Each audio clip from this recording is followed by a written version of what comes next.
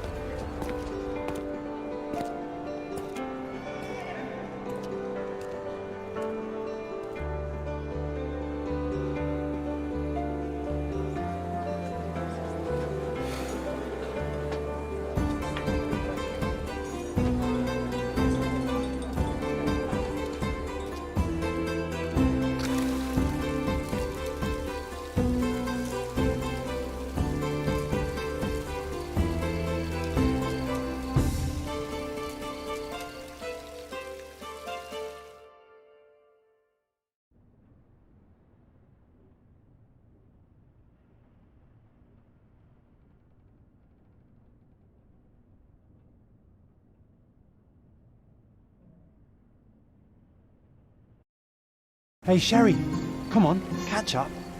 Yes, yes.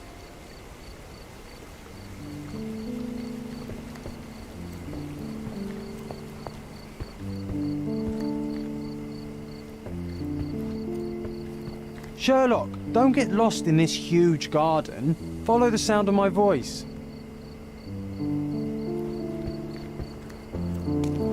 Welcome to Il Palazzo de Lusso, sir.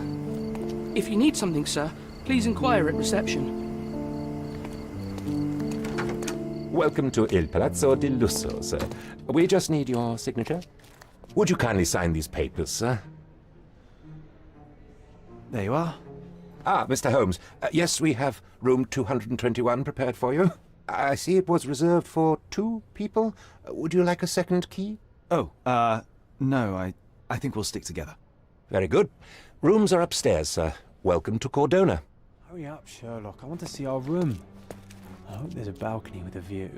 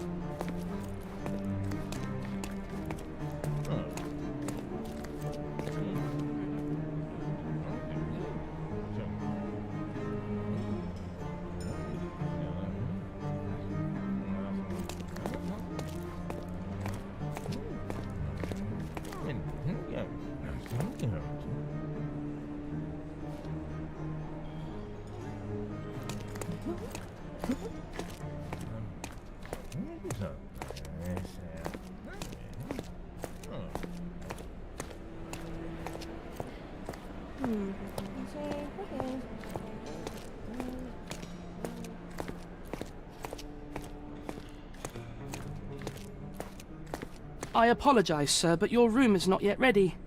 Perhaps, in the meantime, you would like to relax in the foyer?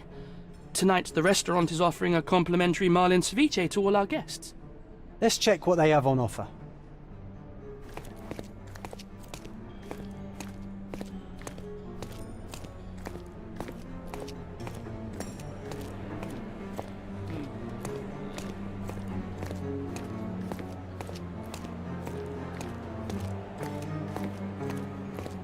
Hey, Sherry. Just our luck. If seafood's not to your taste, everyone loves Benedict's batch. Our poached eggs with hollandaise sauce.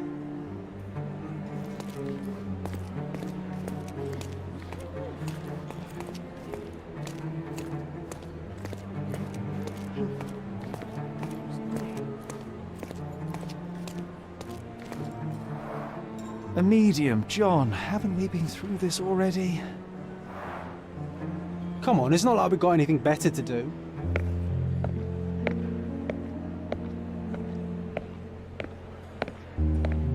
Excuse me, sir, but I believe Mr. Galich is conducting a séance at the moment. Perhaps you'd care to have your portrait drawn while you wait? Why? Pardon me? Why should I sit for a portrait? Sir, it's art. It doesn't need a why. It is its own justification. All things require justification, be they objects, systems, or beliefs. How about art as the lens through which we see the truth of the world? That's backward. Truth is not subjective and not complicated. It's just the truth. It either is or it isn't. You do not need a lens to see it, just an open mind. Ha! That seems rather close-minded. Truth, like beauty, is in the eye of the beholder. So tell me, what do you see? Mediocrity.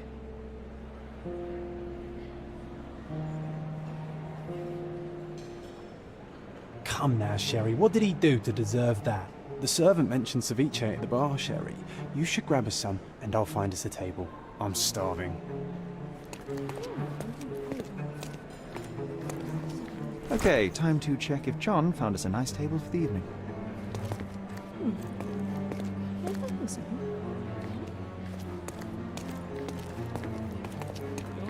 Sherry, I'm over here with my new Ursine companion. What are you waiting for? Put the dish down so we can type. Cordona's even quieter than I remembered. It's going to be a long evening. Ah, come now, Sherry. What say we amuse ourselves with a little game? What were you thinking? Oh, promise me it isn't nonsense. After being cooped up on that boat, I am itching for activity. No. As you can see, someone left a cane on our table. I simply thought you could identify its owner. Ah, so it is nonsense. It'll take me a minute, John, at most. Well then, you can deliver it to him as well. Deliver it to him? Then what are the staff here for? Aesthetics? Stubborn, Sherry, too stubborn. You wanted something to do. Slapping oneself in the face is also something to do. That doesn't make it worthwhile. But all right, let me take a look.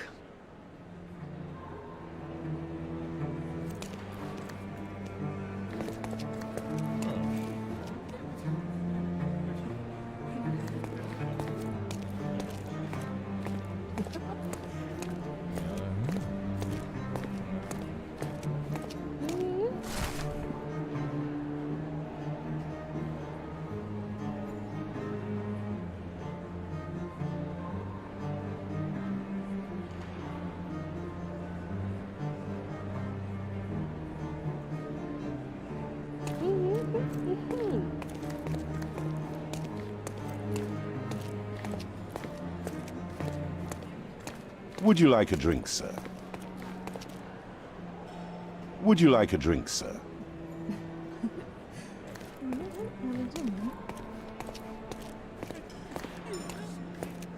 No matter how long you stare at the stick, it's not going to walk itself to its owner.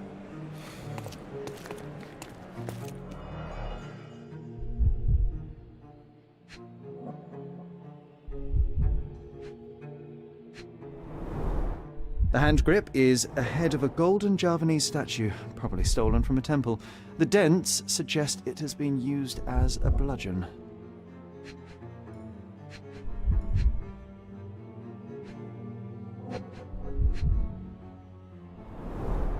The cane is made of ebony, it's worn uncared for, and bears the scars of numerous hits.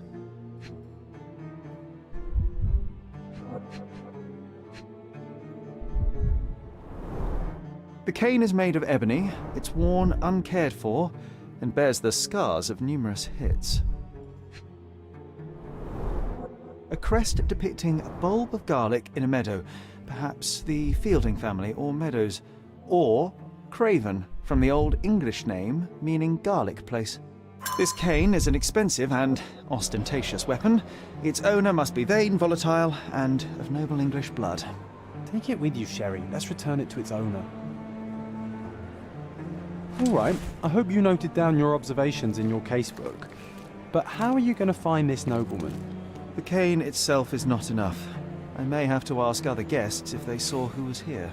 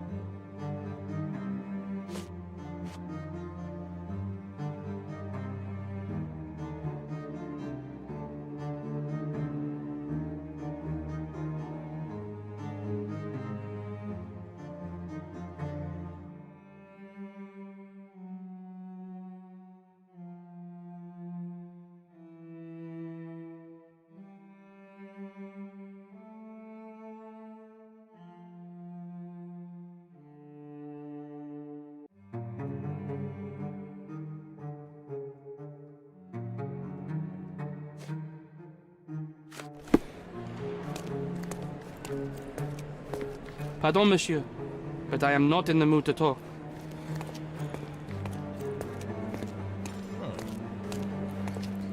Excuse me, just one question. That's a question I can answer.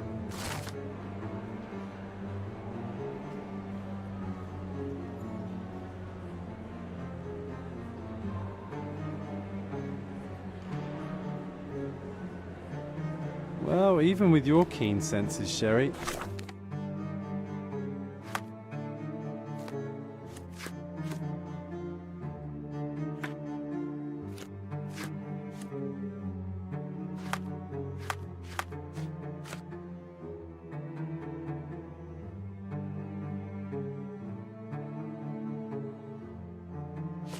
I doubt you'll find the cane's owner on your first try.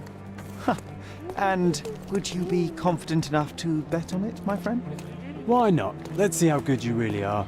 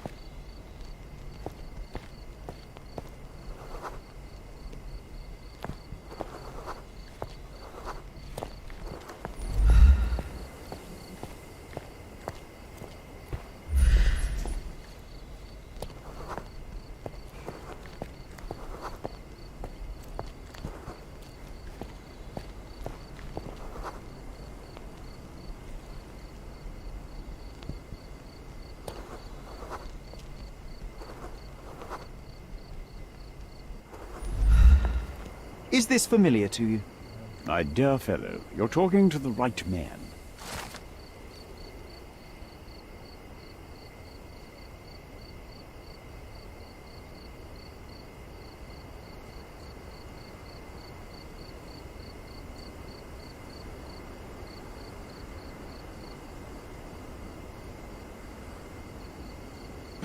Hey, Sherry, don't we now have the perfect excuse to visit the seance? I'm just going to give the cane to its owner. You will not persuade me to take...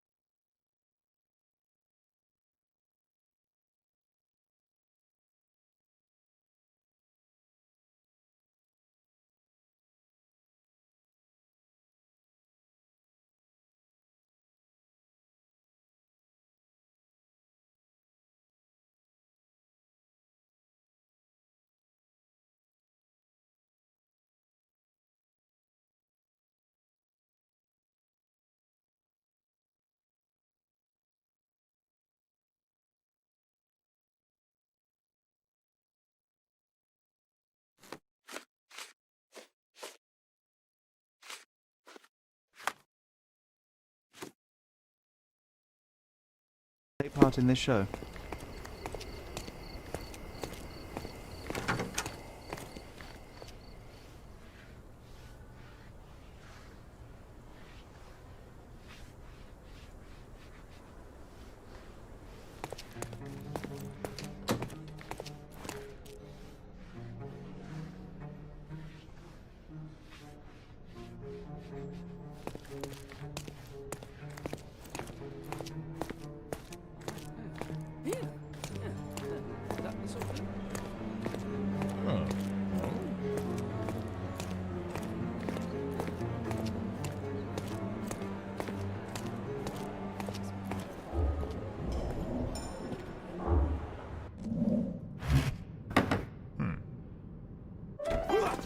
This hotel, this island, it's full of thieves.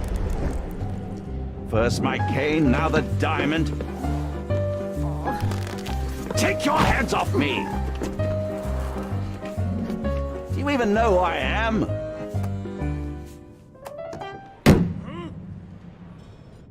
Hey, boy! That's my cane! I get that a lot. It's a very common design. What? No, that's a custom-made... A joke. A joke. It was left at my table in the restaurant. I thought it deserved to be returned. Well, I'll be...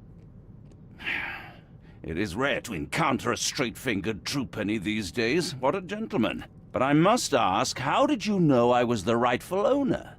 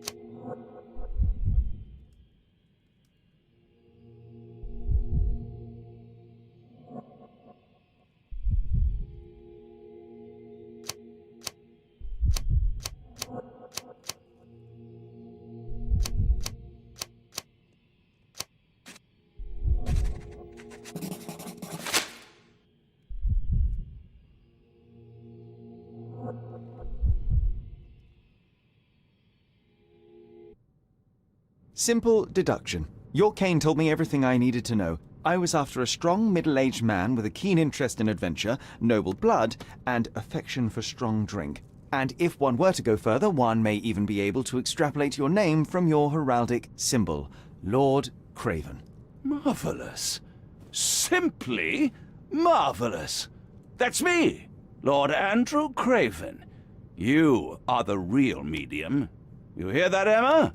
Well, you found my cane. Perhaps you can locate my diamond, too.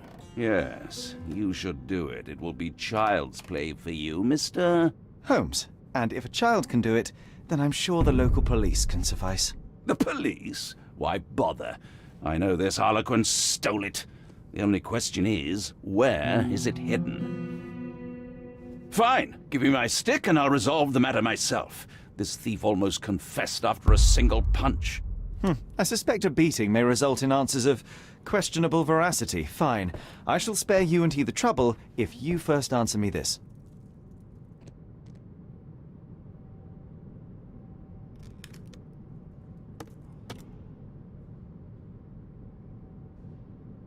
How does a priceless diamond become the subject of a séance? It is an unusual accoutrement. Emma wished to speak with its former owners. My grandfather told us it belonged to a Raja, an Indian king. So you were summoning long-dead Indian royalty, and, pray tell, you were expecting him to converse in English? To be frank, Mr. Holmes, I don't believe in ghosts. But Emma was fascinated by the idea of meeting a real king, even a dead one. Well, a crown is a crown. Can you describe the stone itself? A yellow diamond, not less than 100 carats, and perfectly egg-shaped. There is not another like it. You insist the medium robbed you during the séance. But what occurred exactly? It was a dirty trick. We were sitting here in the dark, chanting and holding hands, as expected. Then something began to appear from the medium, like a cloud or a bubble. The swindler called it ectoplasm. Ah, yes. Common in the spiritualist trade, and quite the spectacle. Indeed, perhaps too much. My beloved Emma screamed in horror, and I stood to defend her, attacking that cursed ghost. How brave. But my hand hit nothing. The medium jumped away from me, and Emma fainted. I lit the candle, and the diamond was gone.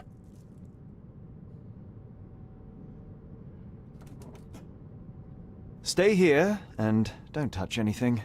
I'm going to investigate further. Don't fret, I'll be keeping a close eye on this thief.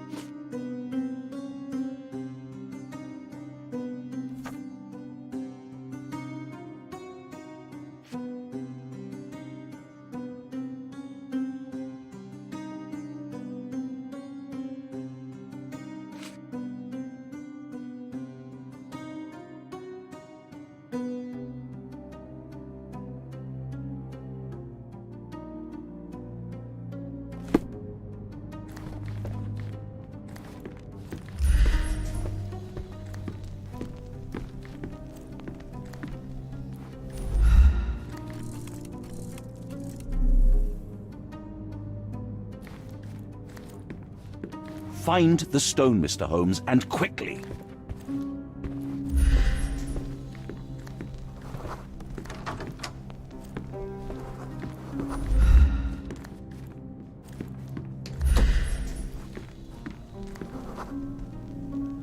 Thank you for helping us resolve the situation, sir.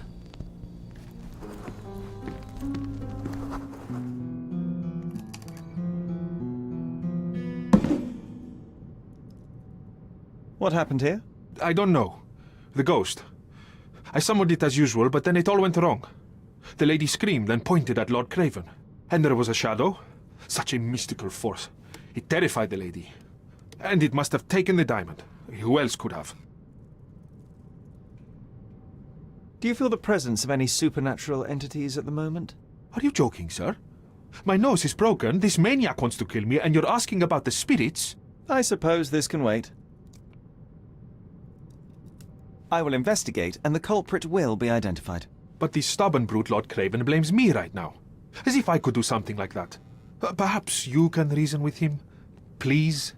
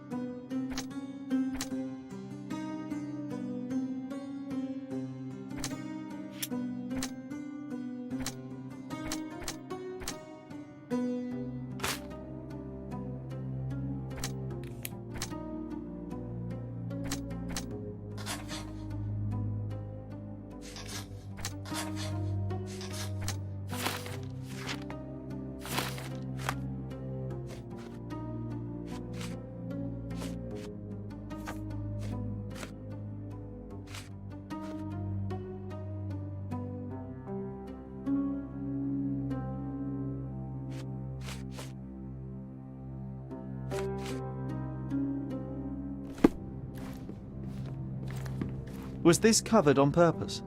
Of course. It is very dangerous to leave a mirror exposed during a séance. The spirits may become enraged. Or someone may notice the trick they should not see. Quite a display for the tremulous visitor. How can you not love this stuff, Sherry? It adds so much atmosphere to the room. Pale skin, quickened pulse, unsteady breathing. She's barely conscious. The feebleness of women. Really, Sherry? Poor thing.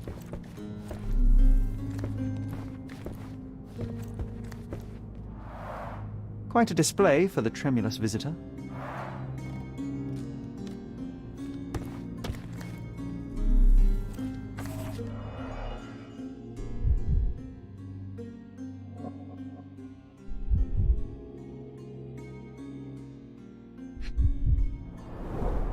There are light traces of rouge on the edge of this wine glass.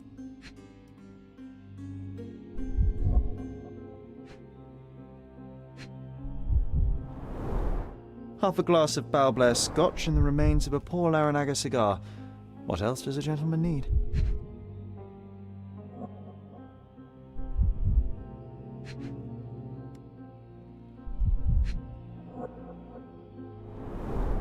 This must be the ectoplasm. Too bad there's not enough for a proper chemical analysis. Ectoplasm. The ghost was here, Sherry.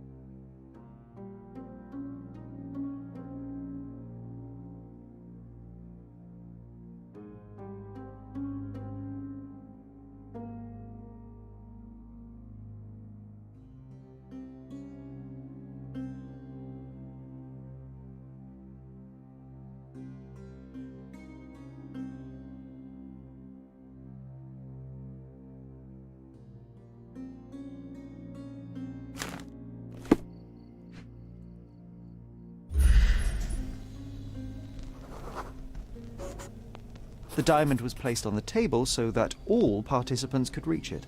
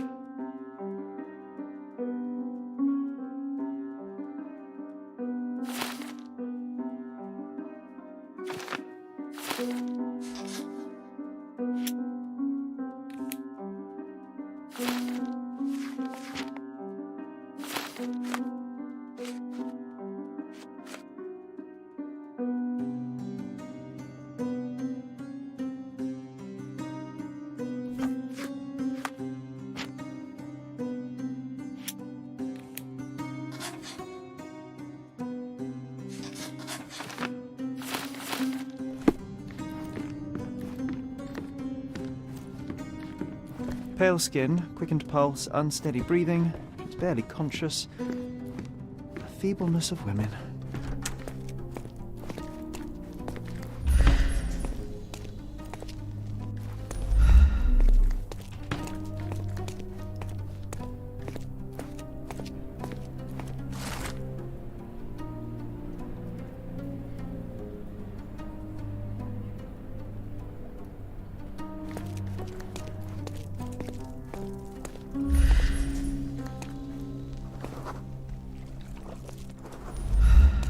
Are you able to help me?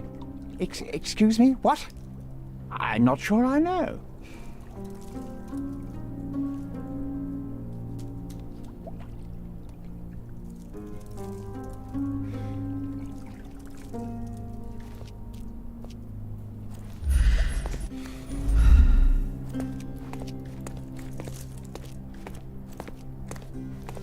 Can you satisfy my curiosity?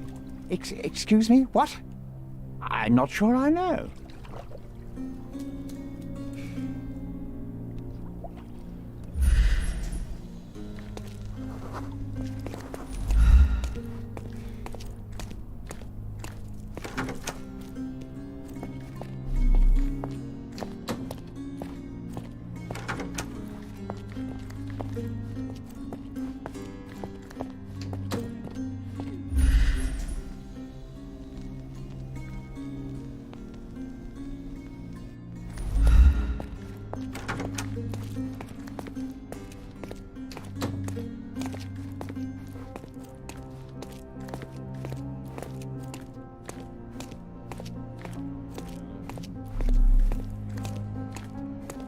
Are you able to help me? I have nothing to hide, sir, but I've never heard of this.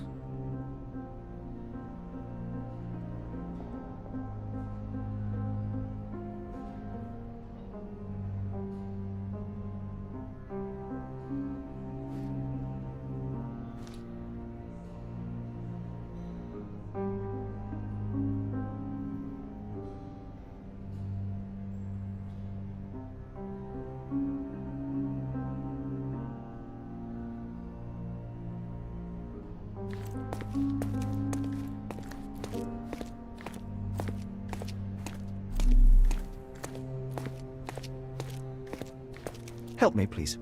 I would never refuse a nobleman, but I know nothing, sir.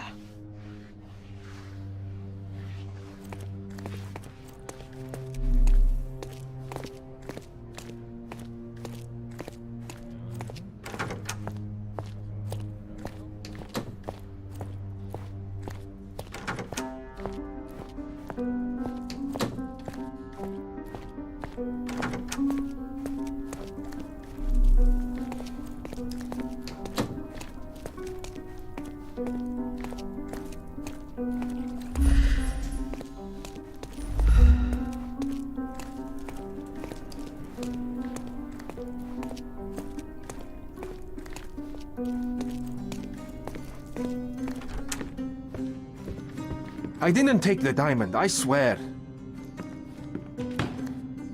Thank you for helping us resolve the situation, sir. Ooh, I love the ambience. Nice and creepy. Find the stone, Mr. Holmes, and quickly.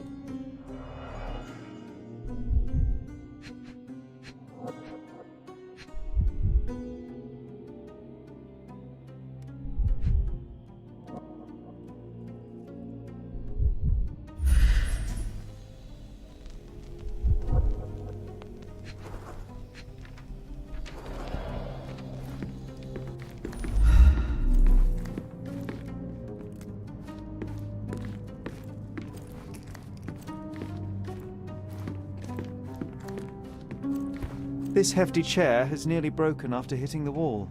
Could one man even lift it? At Cambridge, I was captain of the rugby team. It was no place for weaklings.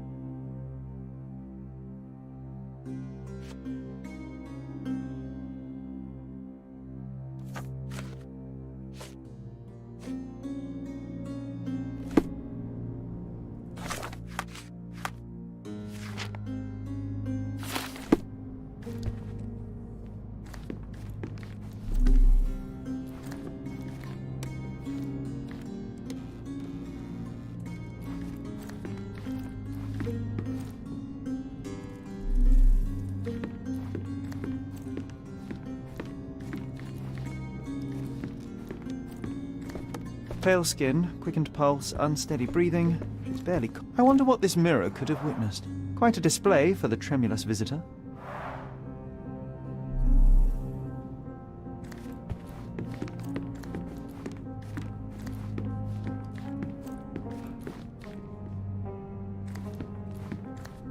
Thank you for helping us resolve the situation, sir.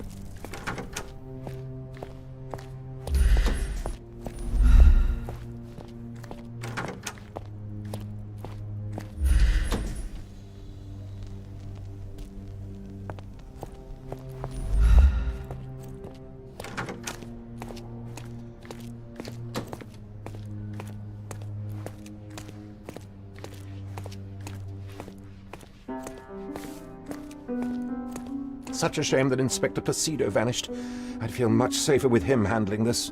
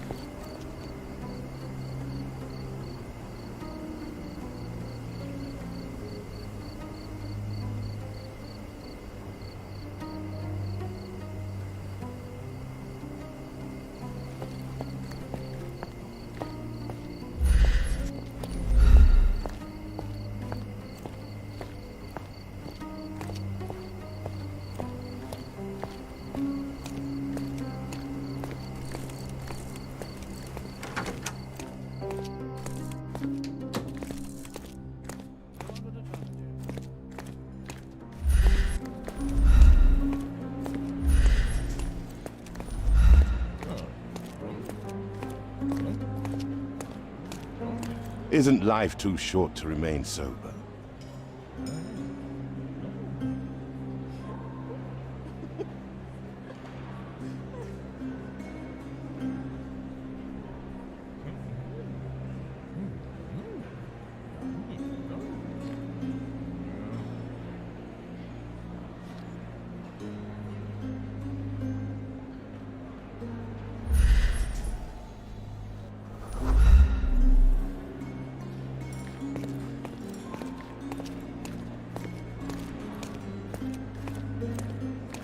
Pardon, monsieur, but I am not in the mood to talk.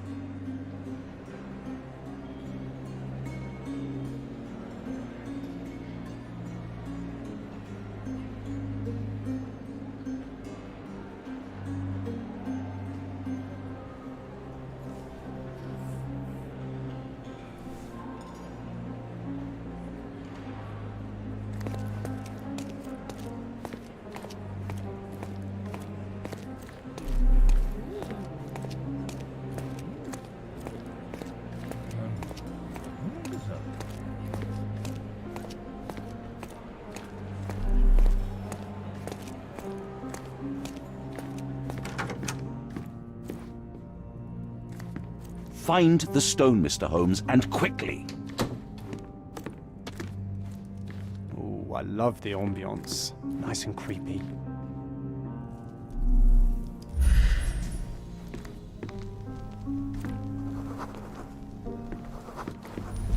I didn't take the diamond, I swear.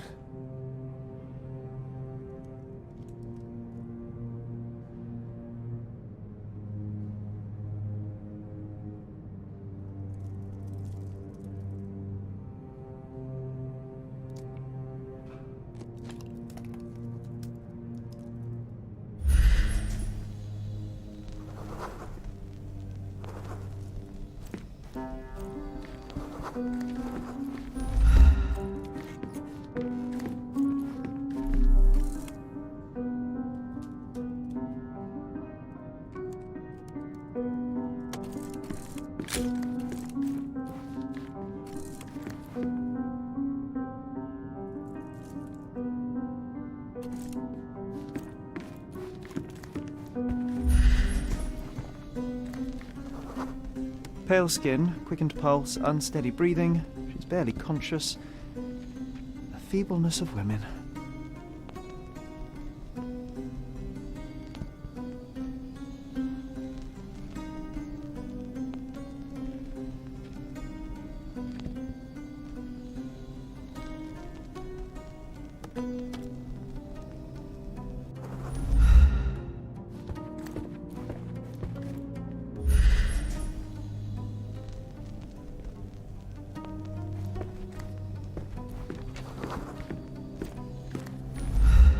After colliding with the wall, this chair is all but in pieces.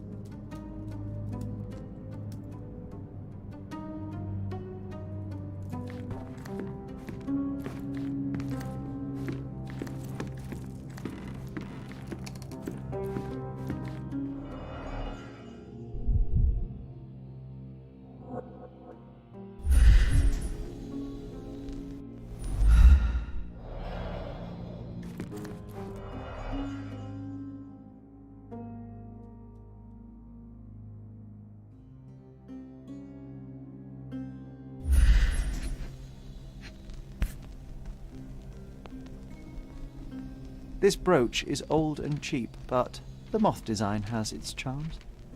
Ah, seems like you're ready to delve into your mind palace, Sherry. I'm sure you'll make some good deductions. It seems there may have been an unexpected visitor outside the window. Ah, I hope it was the ghost of the Raja.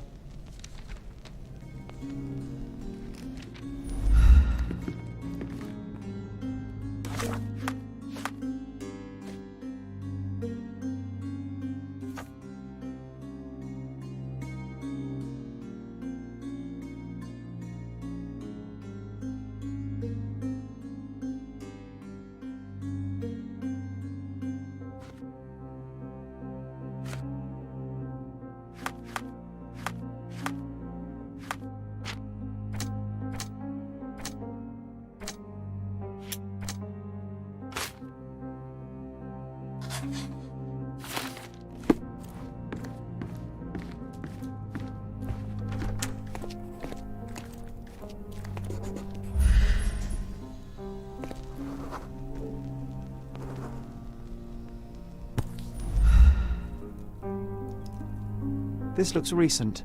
A shoe with a broken heel will surely leave scratches.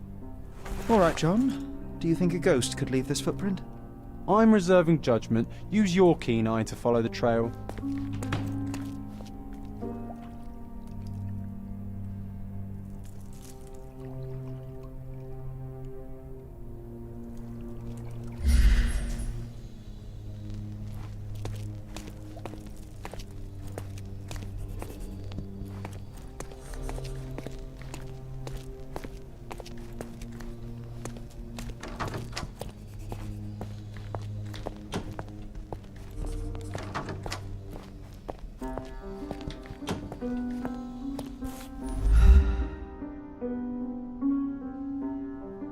Size 4 with a broken heel.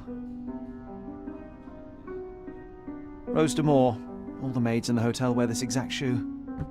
So, definitely not the ghost of a Raja? Unless... No, what a shame. Our witness was a nosy maid. Searching the entire hotel could be difficult. Perhaps the other maids can help us find her.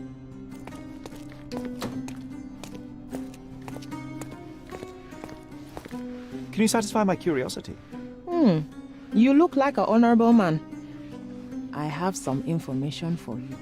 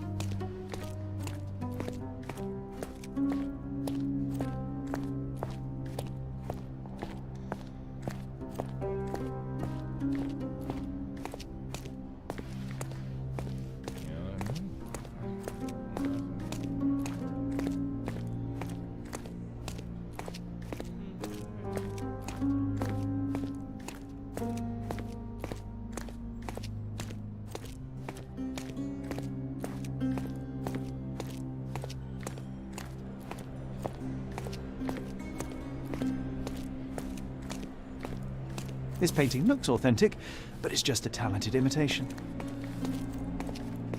Finally, there you are. One would think a maid would be easy to find in this place. I'm sorry, sir. Do you need more towels? No. You are the maid who saw the ghost in the seance room, yes? How did you know? Simple. You changed shoes after breaking a heel while fleeing the scene. I'm sorry, sir, but if I may ask, who are you?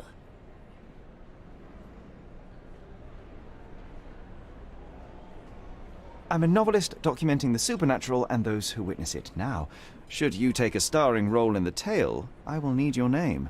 Oh my. A book? And you want to include me? I'm Lucia. Lucia Saletta. Something went wrong during the seance, Lucia, but no one will tell me what happened. You would be a valuable interview if you were there. I was. And I saw everything with my own eyes. Describe what happened during the seance.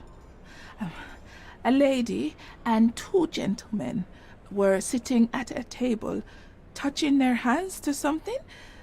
The medium started to whisper and chant, and a ghost appeared. A ghost? You're confident? It was unearthly, sir. It grew from the medium's chest. A glowing cloud or a bubble. I pressed closer against the window to see better. And the lady saw you? How did you... Yes! She screamed and pointed, so I hurried to escape, and I broke my heel. But I did see the ghost. A sickly, evil thing. And that's all you can tell me? Did you see any of what happened next? The medium, Mr. Galici, he was doing something with the ghost. He grabbed at it like he was trying to catch it. And then I ran. I suppose I should be grateful you endured these horrors for such a long time. All right, I have your account memorized. Good day. You lied to the poor girl, Sherry. What a tease. She'll dream about being a character of that book. Surely a pleasant dream is better than no dream at all, John. Oh, let's get back to the crime scene. I always love seeing you explain simple things to simpletons.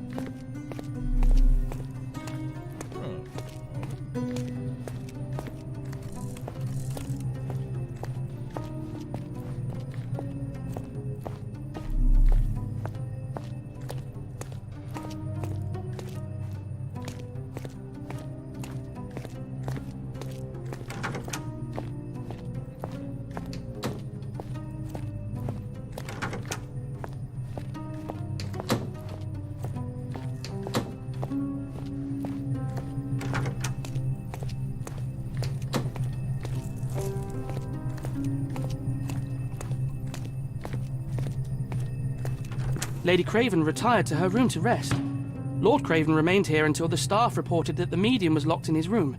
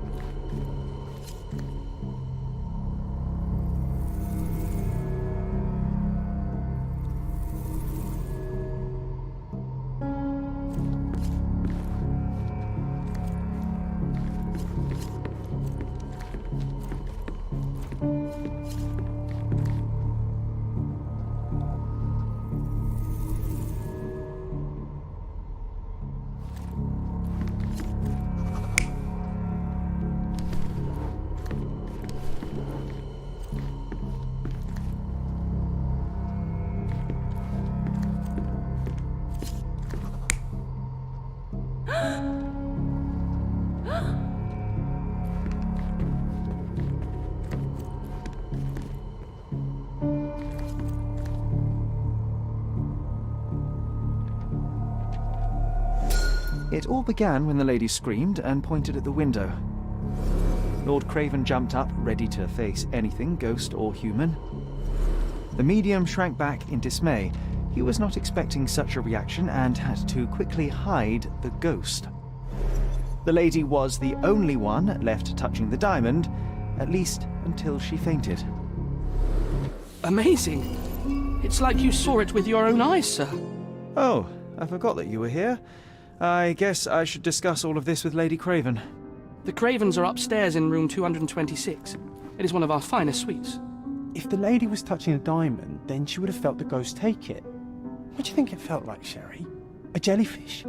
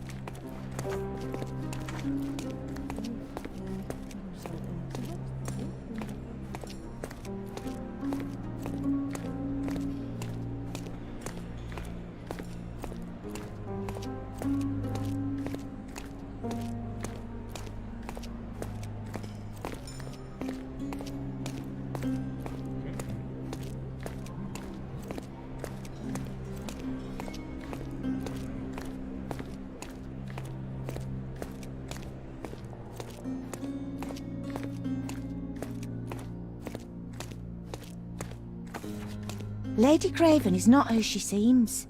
Remember her behaviour in the hall.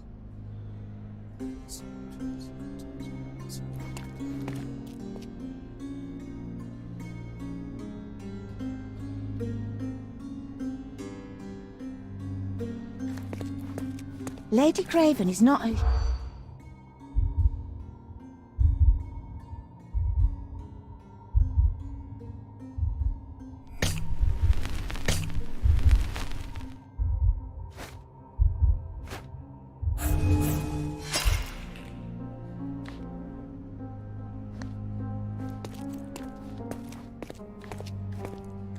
Lady Craven is not...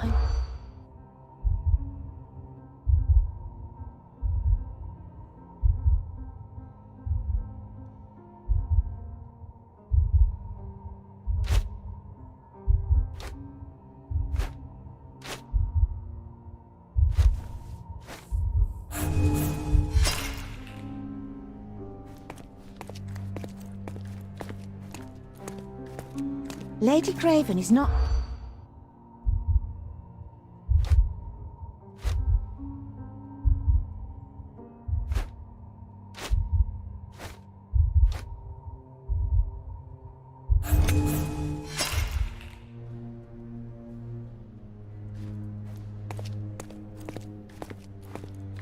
Lady Craven is not who she seems. Remember her behaviour in the hall.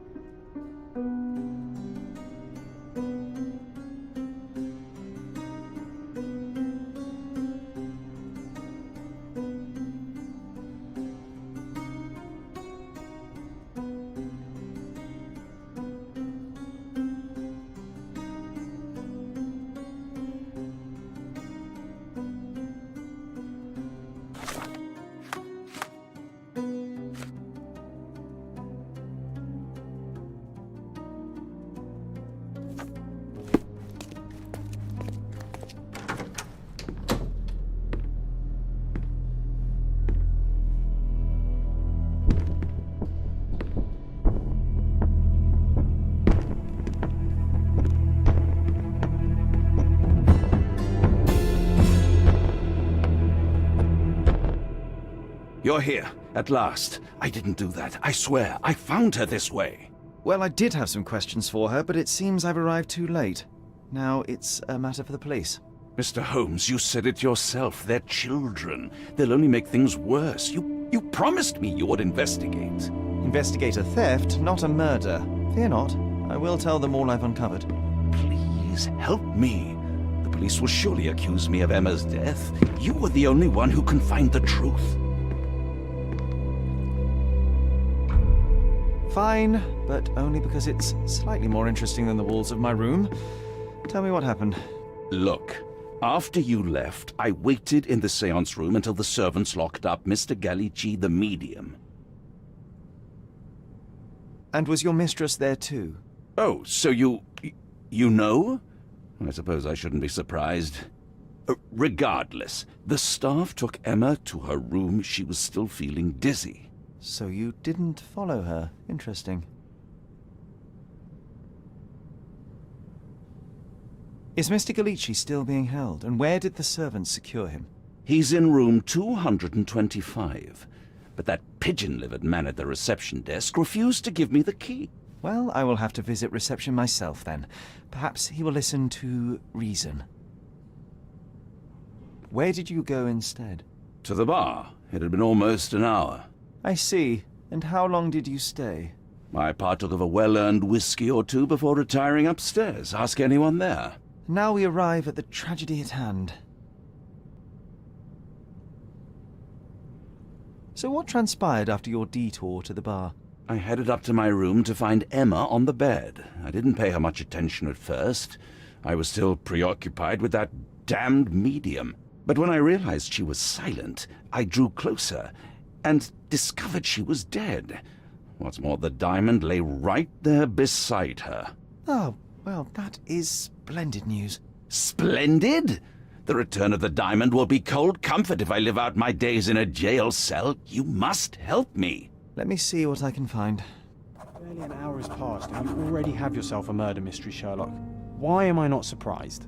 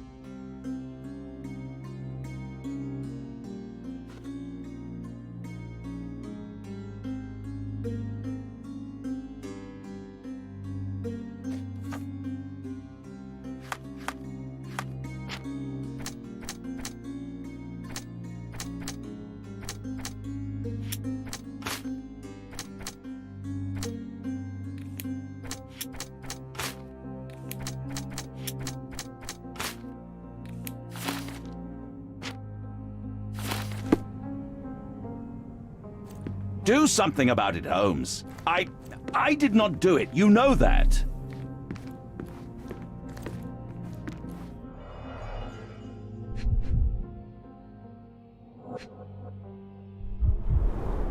Strangled with bare hands, judging by the bruises.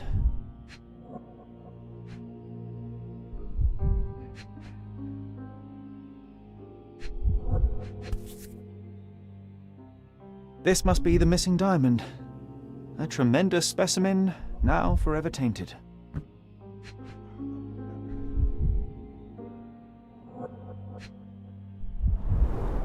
Everything was tipped out of the bed as if it was searched.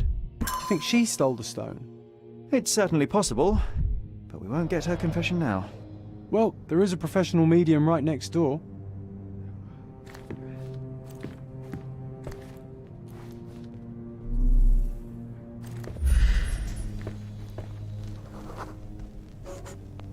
A remarkably simple lock.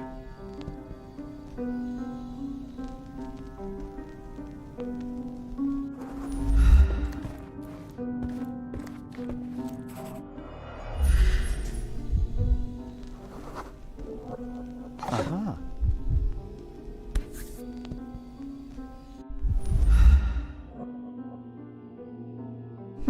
This ring looks out of place among the others, and the design is familiar.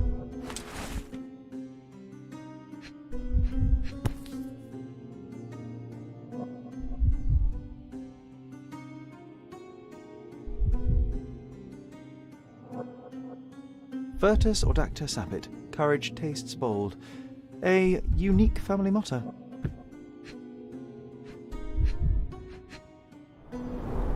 Several £1,000s, that's quite a fortune.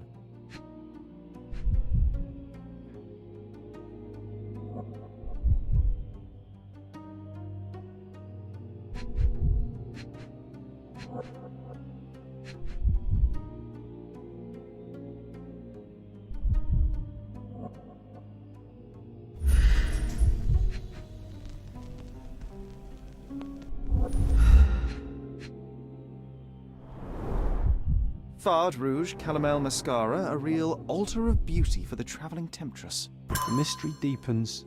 A victim with a checkered past and poor taste.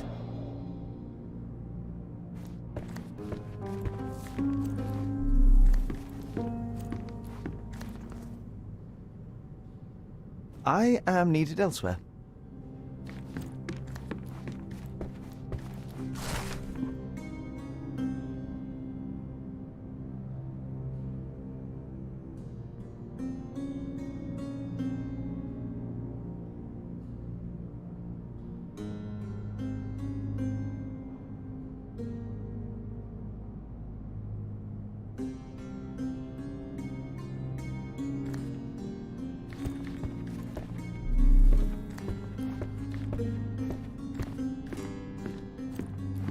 Someone was not happy with his post.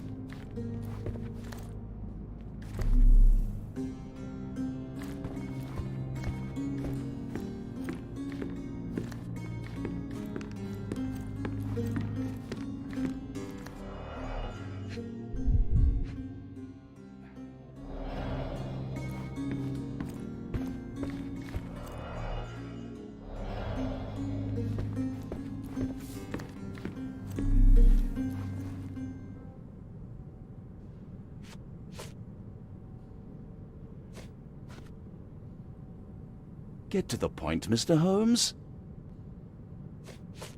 Get to the point, Mr. Holmes. I found these jewels secreted away. Are you familiar with them? Ah, it cannot be so.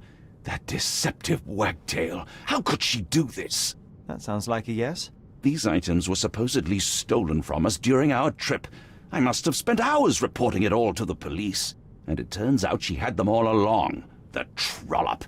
I'd kill her myself were she not dead already.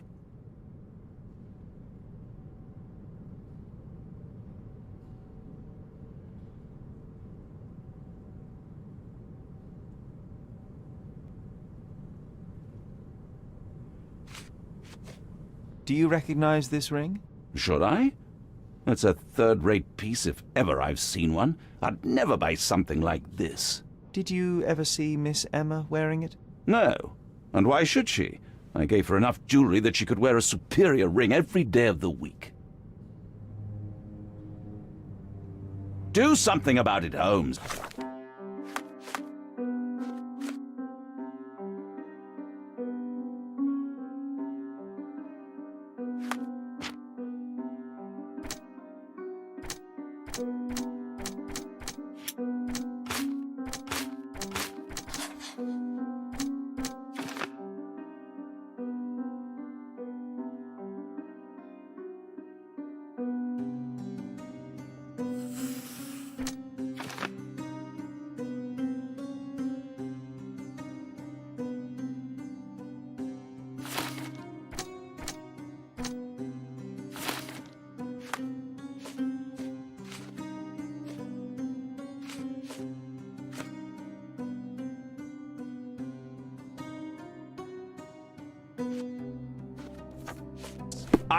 I did not do it. You know that.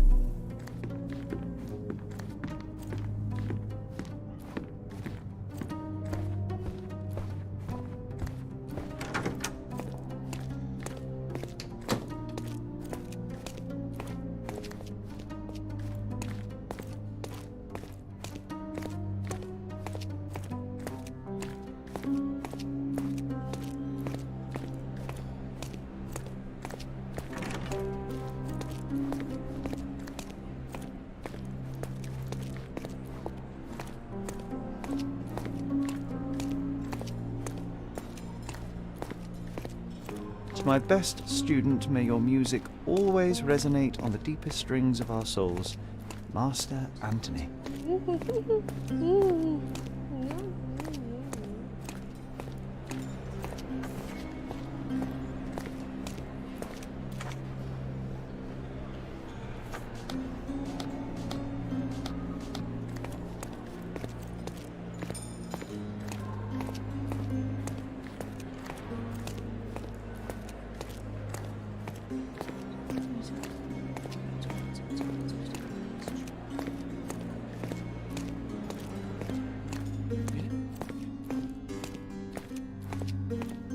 Give me the key to Luca Galici's room. I need to talk to him about the events of the séance. I suppose you are an impartial outsider. All right, but please do not give it to Lord Craven. We do not want to see our reputation damaged further. Awkward. They still don't know what a nasty surprise awaits upstairs. Hush. No need to cause another ruckus. The last thing we want is the police to come meddling.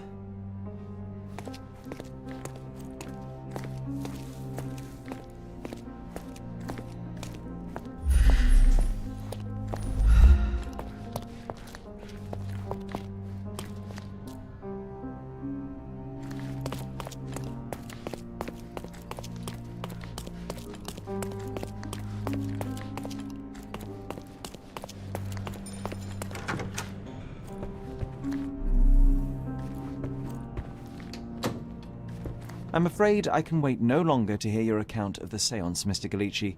So please, tell me what you saw. Lady Craven wanted to meet the spirit of the Raja. My conjuration was successful. Perhaps even too successful. I am sure the spirit was the only one who could have taken the diamond. Lord Craven needs to leave me alone. Do you think the police will believe you? Of course. I didn't take anything. And spiritual phenomena are beyond their control. Or should I summon the ghost again so they may attempt to handcuff it? I think I would prefer to begin my investigation in the physical realm.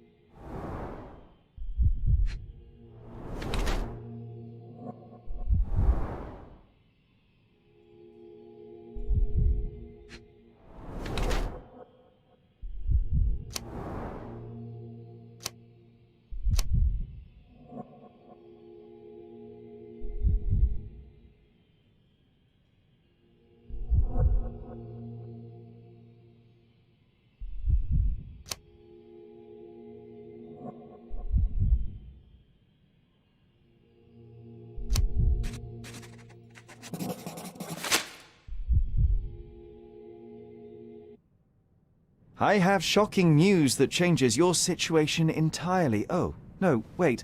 What am I thinking? The spirits will have told you this already. I'm not in the necessary state for summoning. The spirits prefer clarity of mind and soul. Please, tell me. Lady Craven died in the very next room while you were in here. Did you not hear anything? What? How? In fact, I did hear noises. That Craven is a very loud man, but I never thought he would do that to his wife. Well, you claim to be a medium. Perhaps you could ask her spirit why. What? No, it's too dangerous. Oh well, at least I can make the dead talk. I need to go. Do you always travel with your books, Mr. Galici? I do. In my line of work, one needs resources available to help deal with the unpredictable and unworldly.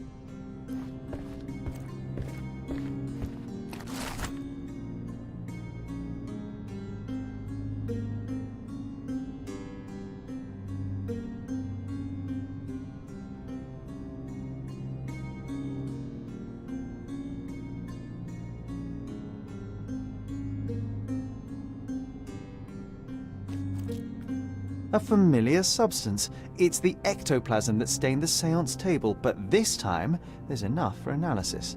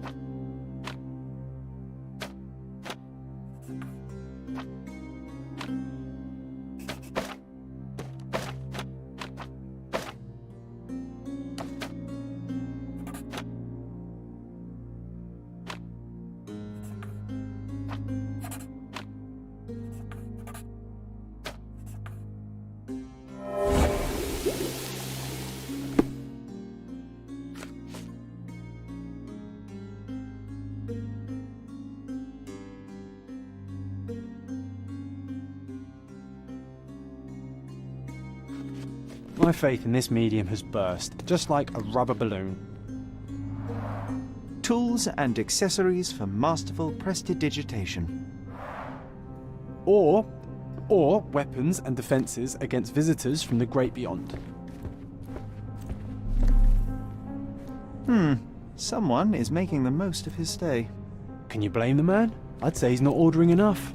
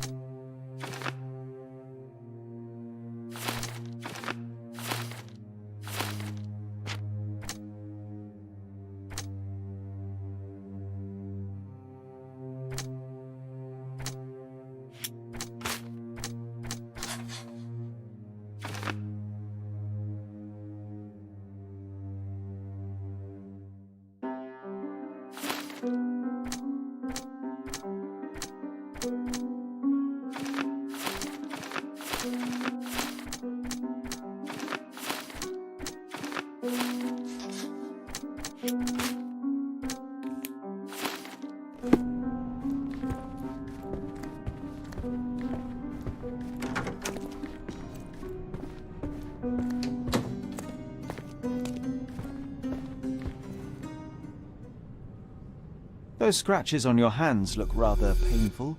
What happened to you? It was those savage servants. They were so rough, bringing me here as if I was trying to escape. When I'm free, I'll demand compensation. I need to go.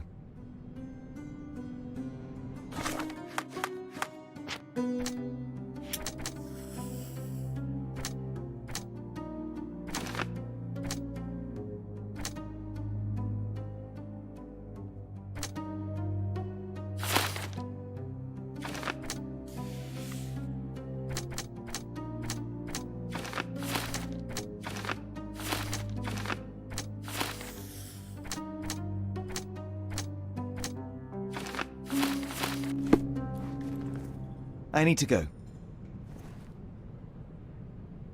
Do you realize just how dangerous it is to hold phosphorus in the mouth? I beg your pardon? I'll bet it makes your rubber balloons glow impressively in the dark, but you'll regret it when the hypertension and vomiting sets in. You mock my talents, sir. You shouldn't be so flippant about things beyond your earthly understanding. How ignorant one must be to compare a spirit's ectoplasm with balloons. It was merely a word of caution. We both know how match factory workers look after several years on the job.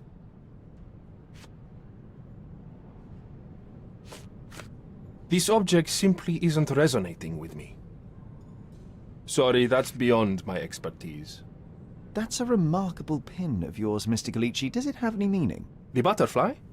It's a reminder of a time in which I was truly happy. What a coincidence. Lady Craven had a ring with the same design. A coincidence indeed.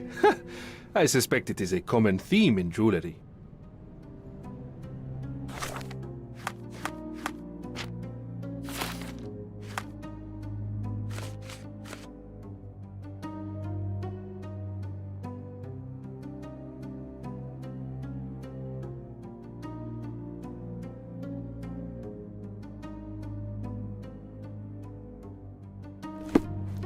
This is all just a big misunderstanding. This...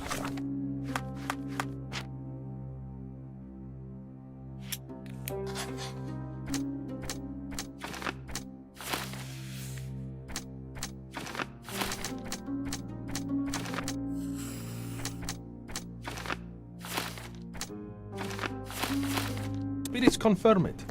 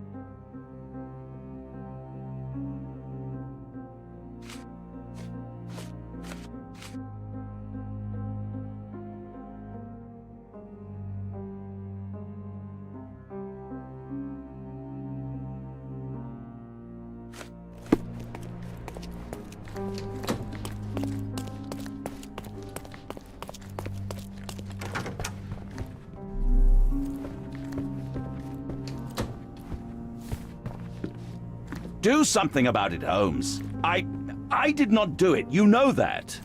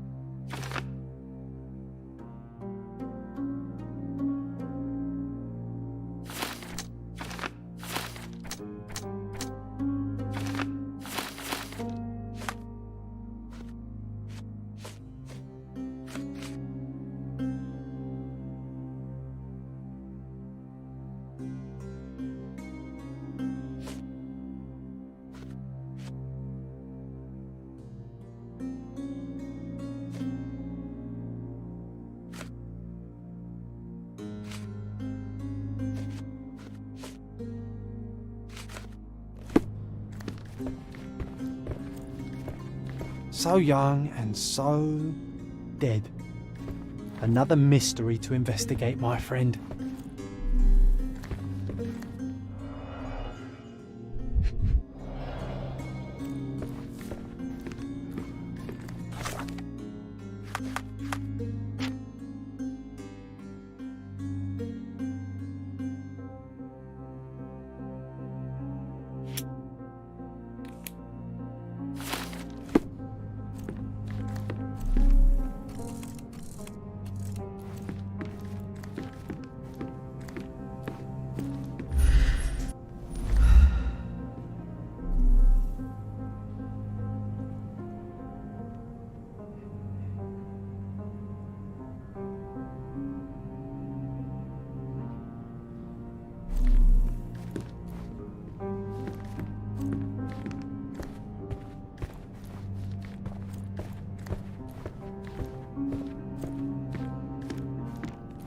Someone was not happy with his post.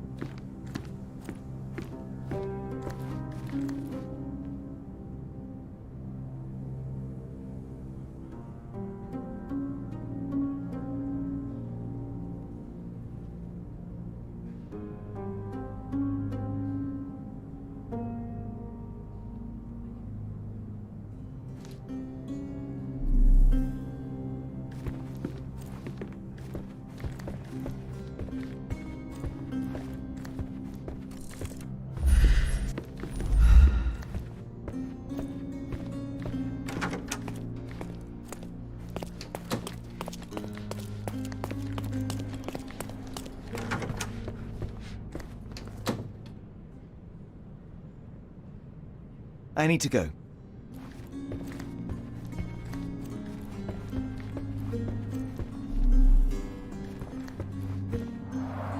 Tools and accessories for masterful prestidigitation.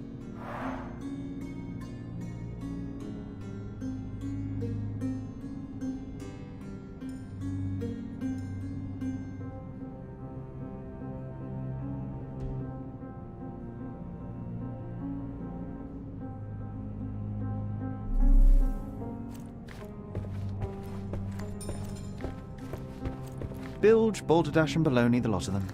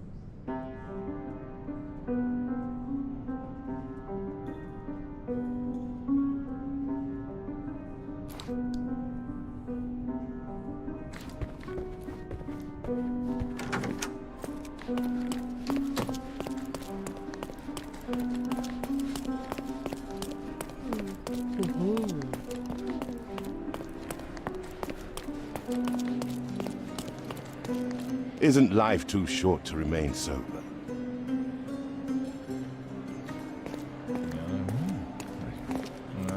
May I ask for your assistance? I'd tell you if I knew, but unfortunately, I don't. Can you satisfy my curiosity? I can't help you, friend. Everyone's looking at us, Sherry. You sure you know what you're doing? Do you know anything about this?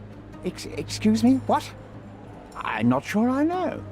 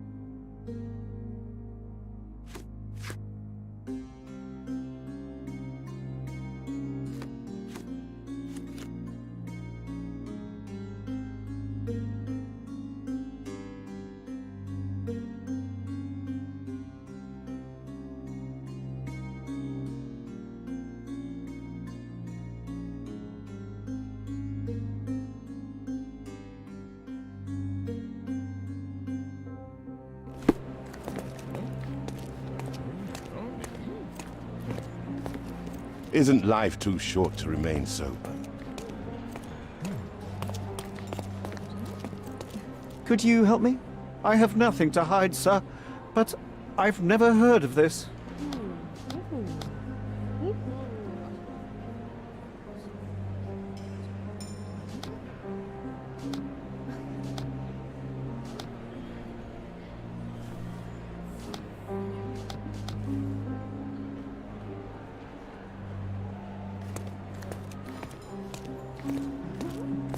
May I ask you something?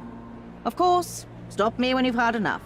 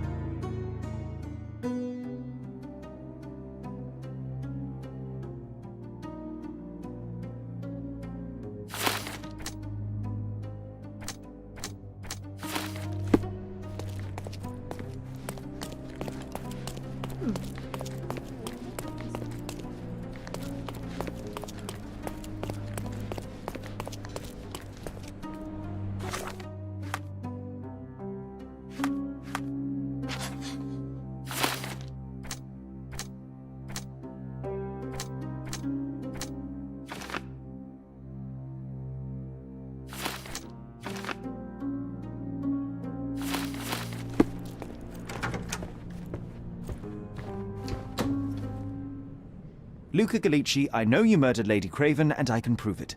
That would be a grand story for the newspapers. But where's your proof?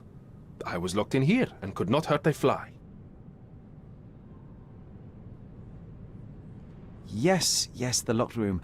Good of you to mention it. I inspected the door between the rooms, and the lock on it is piteous. You could open it with a penknife. So I am now a burglar, as well as a thief and a murderer? As for the motive, it's obvious that you deduced that Lady Craven was the real thief. Of course, it helped that this was not your first encounter with Miss Emma. I don't know what you're talking about. How on earth can you believe this? I think the police will easily find the proof when they browse their archives. Your wrists are bloodied, and there's no way a servant's manhandling could cause such an injury. It was Lady Craven as you strangled her. You are fantasizing, Mr. Holmes. It is done, Luca. You will be arrested. Your best strategy now is to confess and hope your reasons were justified. I don't know how you figured it out. But yes, I killed her. I had to. This woman could not get away with ruining my life twice. Twice? I knew Emma before she was a lady. I mean, she pretended to be noble back then too, but only so our gang, the Moths, could steal from those snobs. She betrayed us, stole all our money and disappeared, leaving us to rot in jail. I was young. I spent 3 years in that hell. And tonight, she tried to set you up again. Did she recognize you? She didn't. I came to her afterwards, pleading that she drop this farce, but she laughed in my face. I just remembered my time in the clink, all I suffered while she indulged, and I grabbed her throat.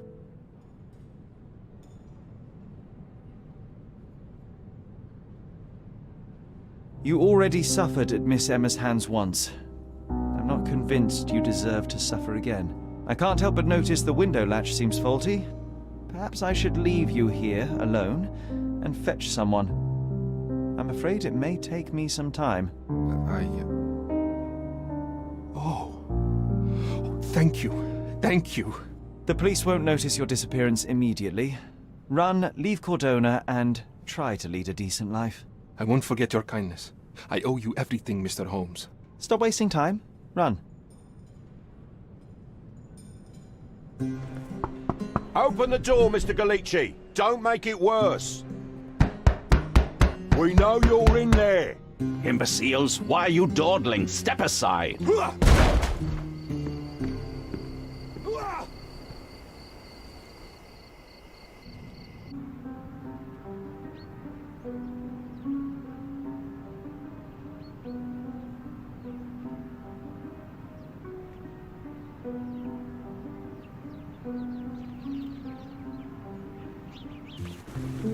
That was too much fun, Sherry. I'm buzzing. Buzzing. Wasn't it fun? A woman died, John. I was too slow to the truth, too hesitant to intervene. How can you... Oh, lighten up. Those people made their choices. If you swan about with a diamond in your pocket, that's what happens.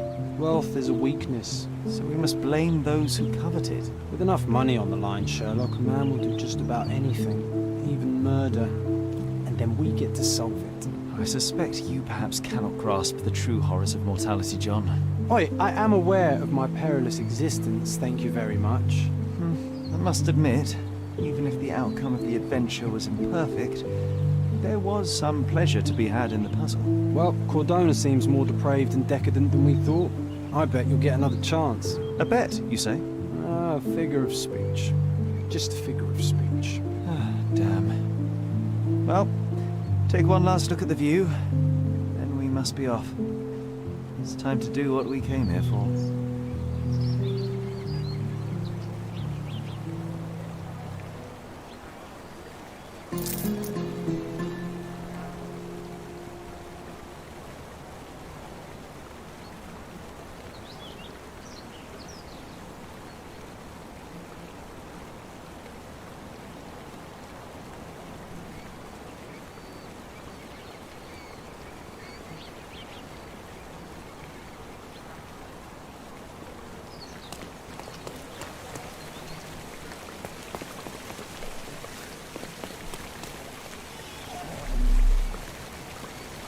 A free ride for every hotel visitor.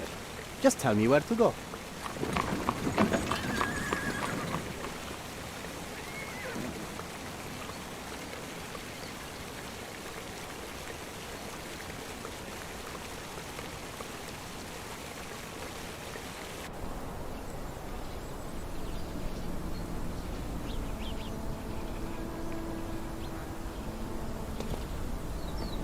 Is everything all right?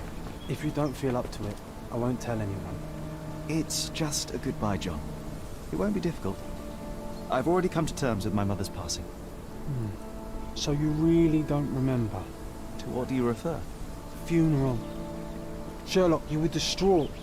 At first, I thought this visit would dredge up those feelings, but you've been remarkably level. John, I think I was too young to understand. I couldn't fathom why she would leave me. Perhaps that pain is best left forgotten. On the contrary, it's why I'm visiting her grave. To remember her.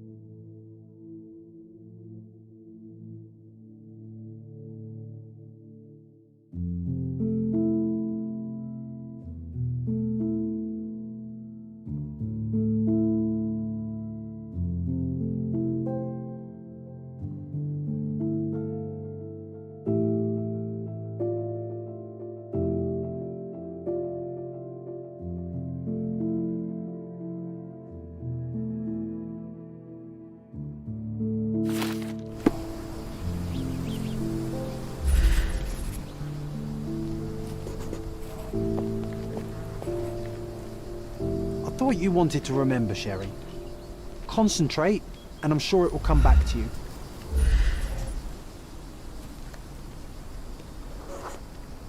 Mycroft was adamant that we leave for London immediately after the funeral. He never told me why, but I saw how unsettled he was by the long requiem.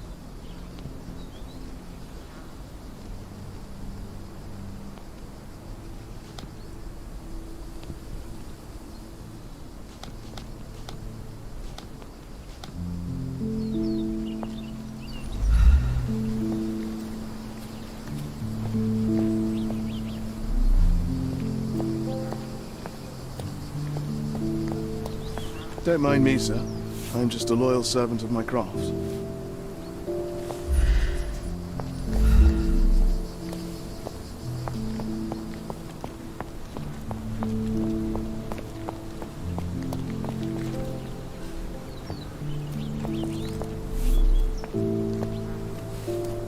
Can I ask you a question?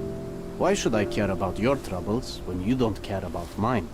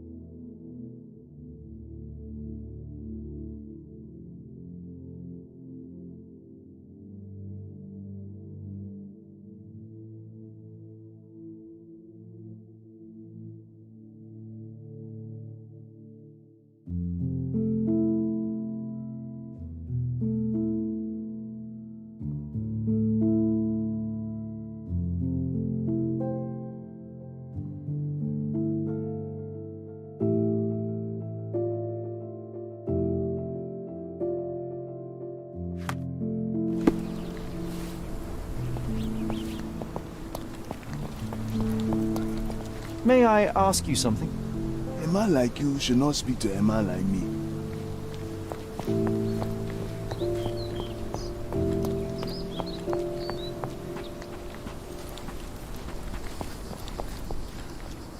Could you help me? Don't be angry with me, sir, but I don't know. Time to check your who, what and what, Sherry. Who are you asking? About what and dressed as what?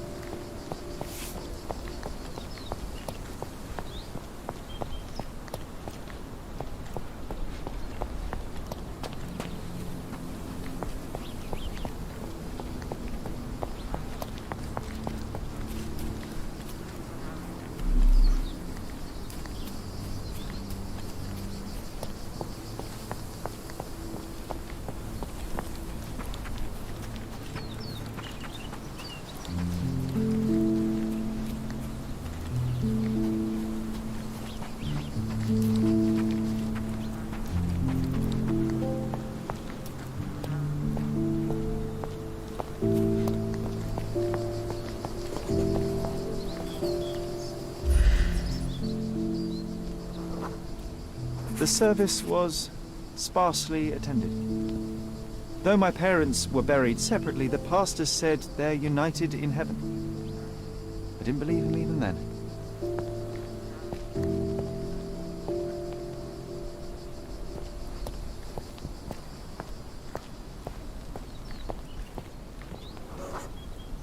I wanted to see her one last time before the coffin was interred and say how I loved her. The chance never came. I feel rather faint. You're fine, you're fine. It's over now. You remembered everything. It will get easier soon.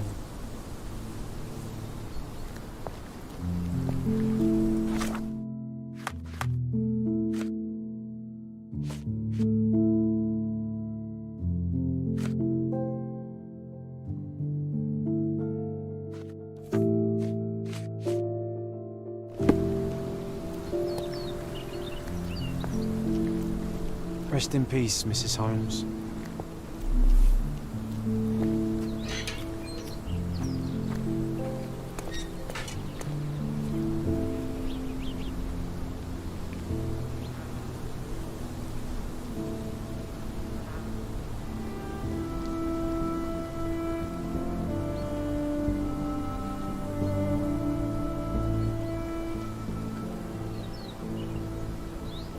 A pocket watch? It seems familiar, John. Why is it here?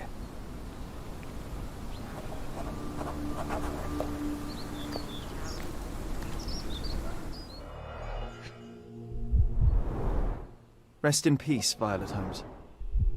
Goodbye, Mother.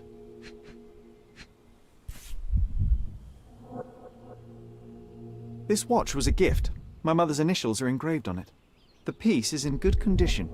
It must have been placed here only recently.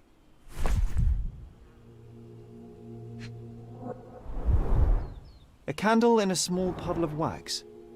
It cannot have been lit for more than half an hour. Is this really how you want to spend this time?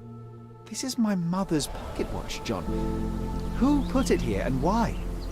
Are you not in the slightest bit interested?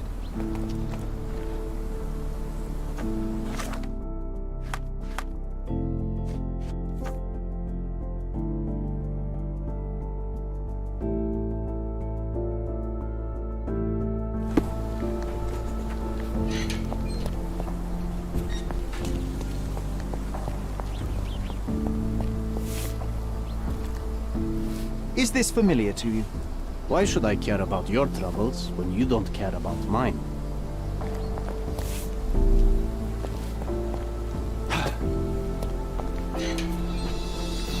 This is excessive, Sherlock. Can you not let the mystery be?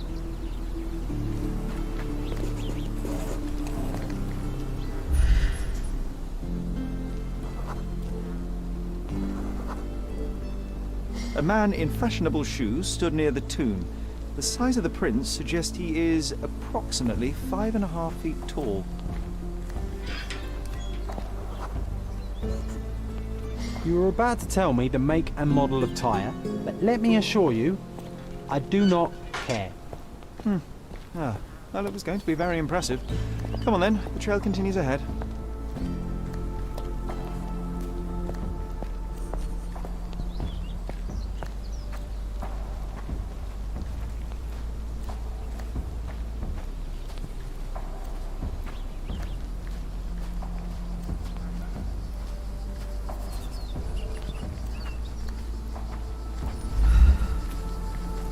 He mustn't be far away to leave it unattended.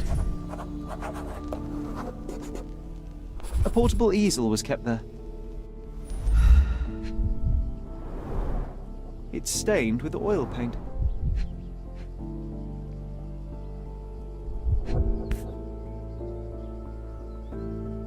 The Hospitaller crypts. If memory serves, they're located at the far end of the cemetery around an old tree.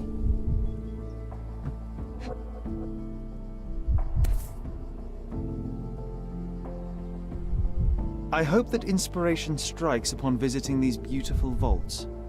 At the very least, you'll enjoy the view. Yours, Mercuria. An artist working in a cemetery? Do you think he'd paint my portrait?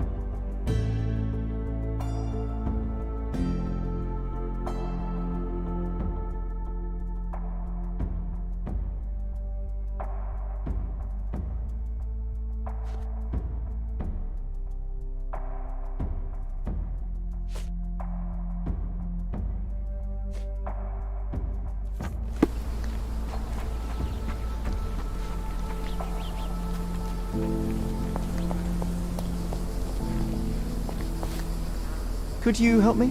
Don't be angry with me, sir, but I don't know.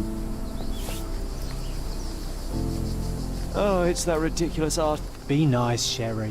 Mr. Make Holmes, friends. did you come for another portrait? No, I jest. You gave quite the performance last night. The hotel was abuzz with your name. I must say I was rather absorbed in it all. The fallibility of men. Such scandal. It was a welcome distraction. Oh, my manners. I am Werner Vogel, art enthusiast and gallery proprietor. Mr. Vogel, I was perhaps too curt when last we spoke. Speak no more of it. Travel takes it out of any man, never mind when this is your destination. Once I learned who you were, the pieces fell into place. Your mother was well liked on Codona in her time here. I was sorry to hear of her passing. How did you come to possess my mother's pocket watch? Oh my! It is quite something to witness those powers of deduction firsthand. Yes, I left you her timepiece. After her death, there was an estate sale. All of Cordona's elite picking of her remains. I couldn't let such a lovely thing go to those vultures. When I learned your name, I could no longer keep the watch in good conscience. It is yours by right, and I knew you'd find it here. Thank you. I'd forgotten all about it, but the moment I saw it, I knew it was hers. Amazing what the young mind forgets and the older can recall. Rather odd, loitering in a cemetery. I suspect you'll win, but I'm here for my art. There's beauty everywhere if you look, even in decay. A little darkness brings out the light. Now, A diligent observer might note that you too were loitering in a cemetery. What brings you here? Closure answers penance? Closure, I suppose. And what is closure? Mere proximity? Understanding. Acceptance. You didn't understand from afar. You had to come here to accept the truth of her death? Of course I understand. She died of consumption, drowning in her own blood. Your mother? Yes, my mother. I must have been misinformed. I'd heard otherwise. Otherwise than consumption? No, you'd know better than I. I'd heard talk of a police investigation, but Cordona is a notorious gossip. And what does it matter? She's passed on either way. She has. Well, I shall intrude no longer. I'll leave you to your closure. Do stop by the gallery if your travels permit. Farewell.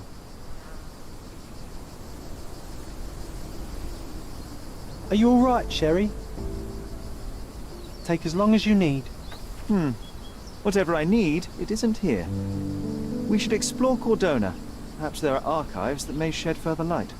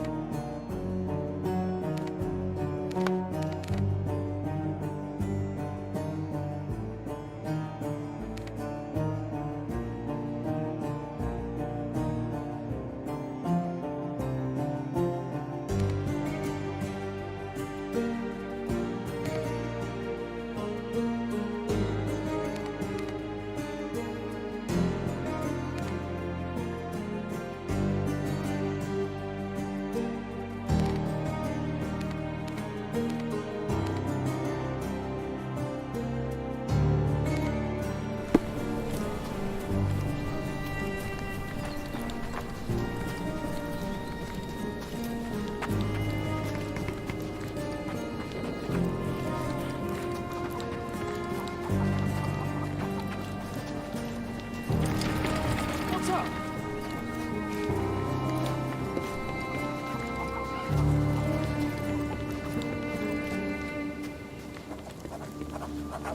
Extra! Extra! Murderer on the loose! A reward offered for any information as to Mr. Galici's whereabouts! The cheapest news on the island. Thank you.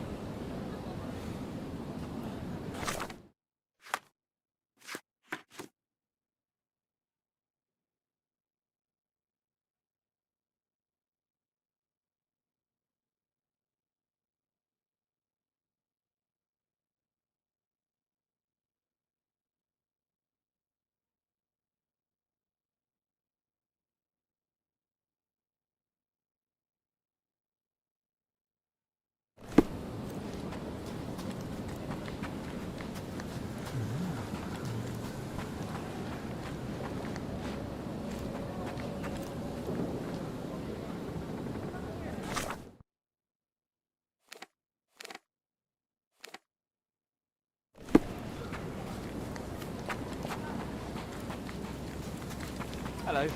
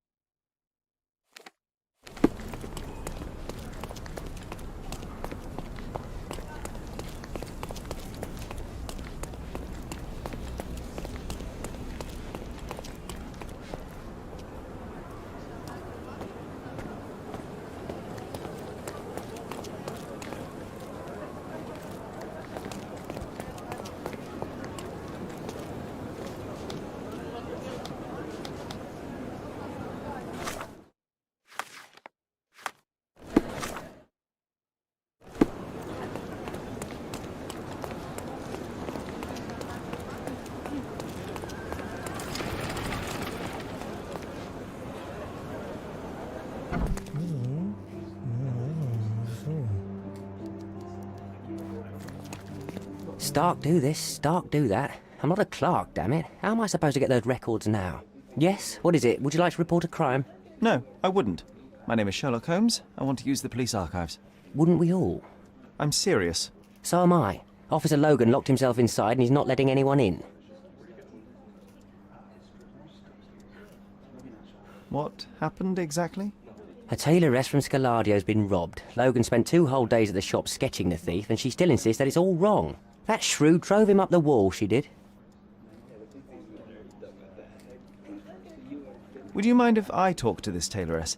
I could get you the sketch in no time. Get off your high horse, mister. You think you're better than our sketch artist? Actually, I'm quite certain I am. Let me prove it.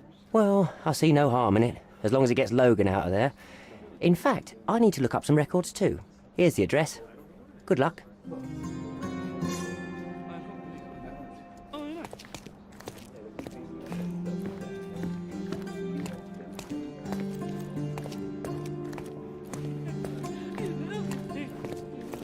Could you help me? Nothing I can tell you, sir, but others might know more.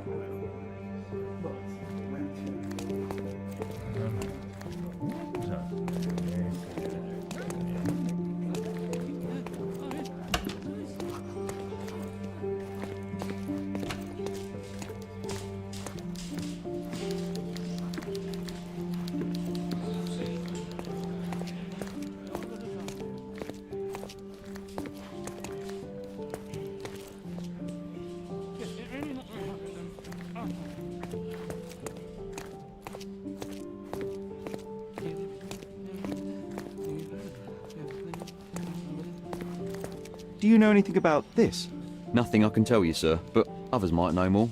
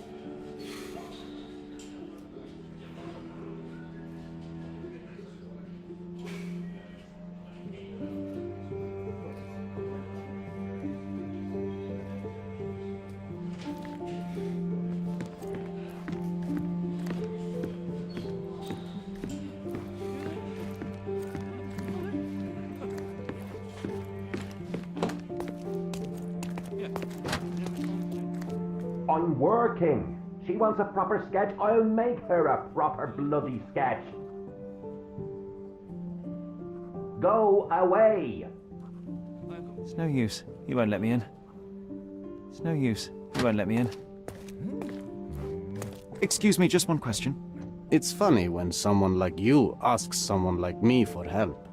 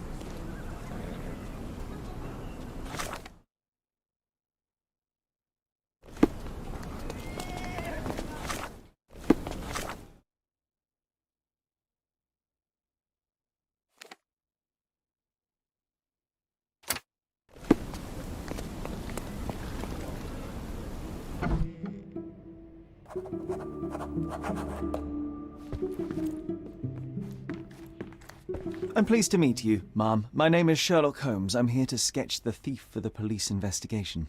Oh, another one. I hope you'll be more patient than the previous sketches, Signore.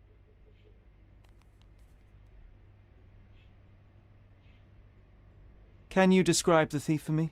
He was all ugly and beat-up looking. An utter rascal if ever I'd seen one. He gave me a nasty look from behind his glasses and then made himself scarce.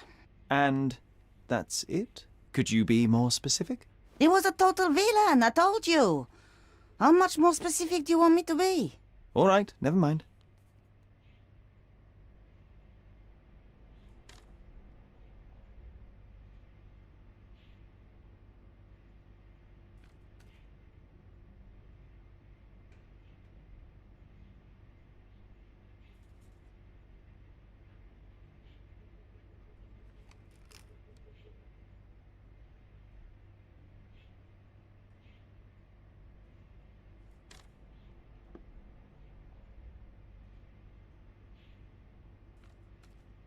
I suggest we do it differently. You have a great many clothes here, haven't you? Why, of course, but they're not for sale. I only do tailoring and mending. No matter. I'll attempt to disguise myself as the thief, and you'll tell me if I get it right. As you wish, Senor Holmes. Where can I find the clothes? They're in my workshop at the back. Be careful, won't you?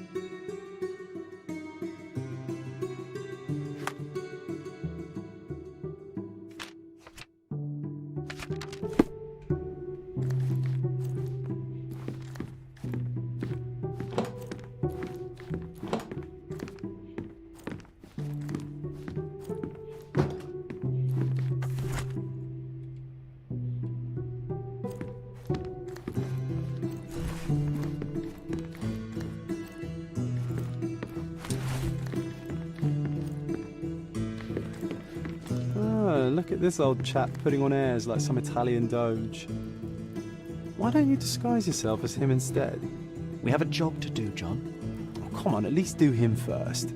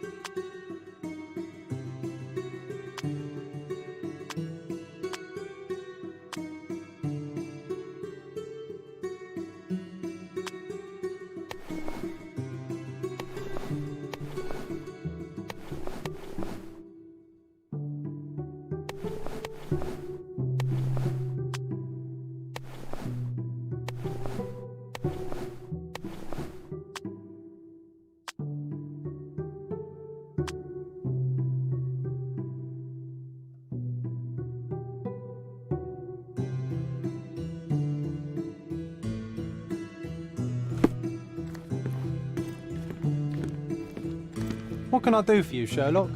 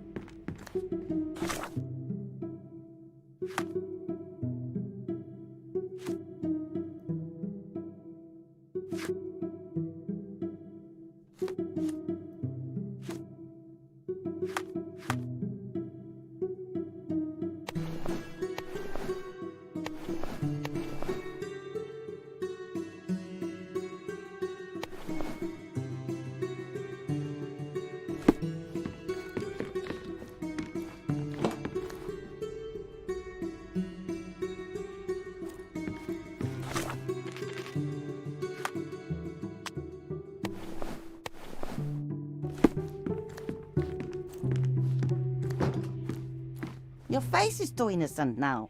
What do you mean, too innocent? There was something evil about his face. Like a moustache. Yes, the kind that all villains twirl as they plot their evil plans. I'd say that not all villains wear moustaches, but I get your point, Mom.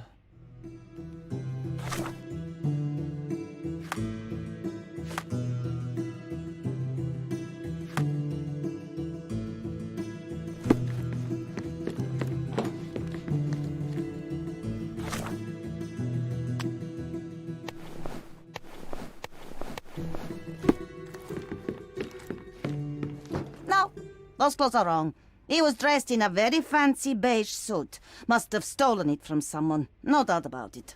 All right, I've got it.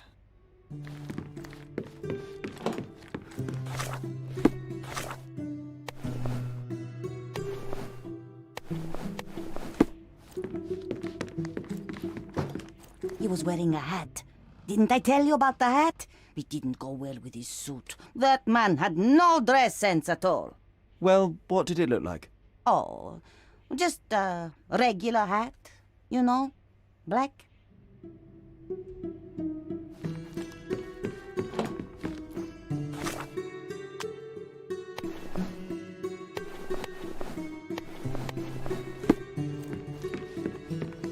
Ah, it's you. I mean, it's him. It's him. Excellent. Now I can make a sketch and take it to the police. Yes, please do. That rascal is still on the loose.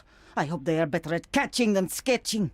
Before I go, Mum, are you quite certain that you don't have any clothes to sell? Well, I suppose you can take the police uniform. An officer forgot it here years ago, and I don't have any use for it. If you want to buy clothes, visit the outfitters. You can find them all over Codorna. I hear they even do free rentals now. Let me show you where the nearest one is. Thank you very much.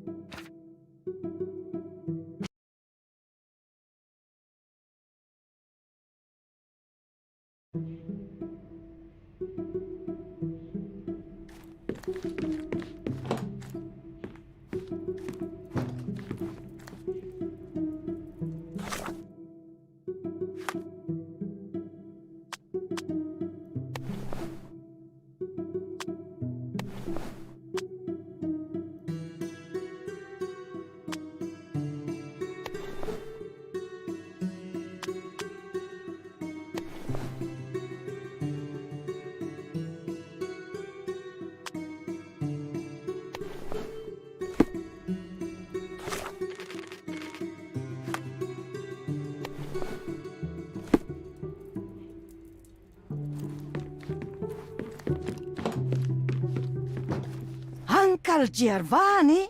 Oh, signore, you look exactly like my uncle. He's the grandson of the Doge of Venice, you know. I knew you reminded me of someone. You are as alike as two peas. Perhaps you have some royal blood in you, too. That is flattering, I suppose, but I sincerely doubt it, Mum. I told you he's a Doge. Now that's a deduction.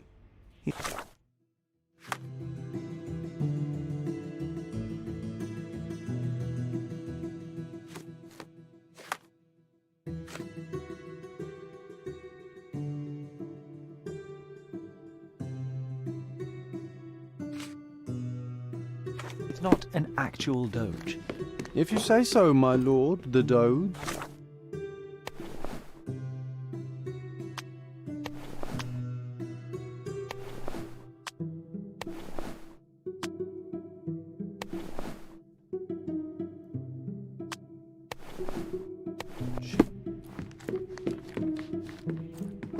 He did wear glasses, but not like those. His were angular and evil-looking. All right, I'll try another pair.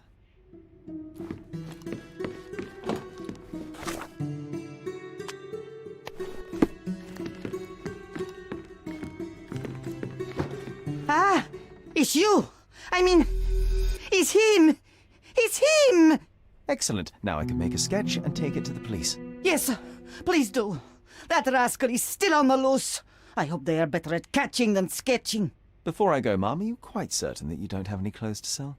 Well, I suppose you can take the police uniform. An officer forgot it here years ago, and I don't have any use for it. If you want to buy clothes, visit the outfitters. You can find them all over Codorna. I hear they even do free rentals now. Let me show you where the nearest one is. Thank you very much.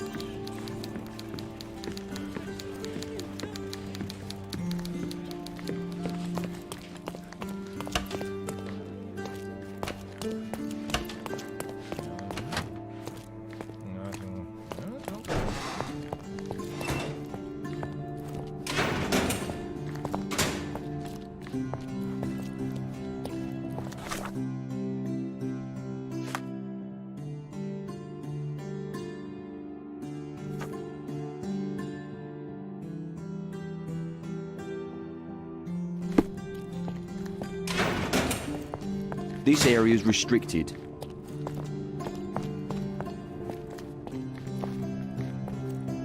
Excuse me, just one question. Nothing I can tell you, sir, but others might know more.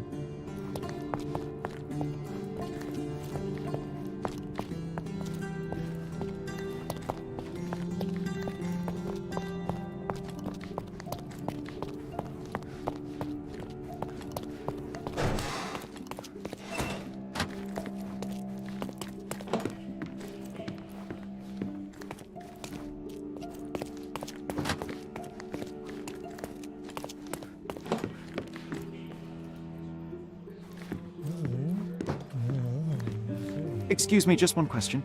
No, and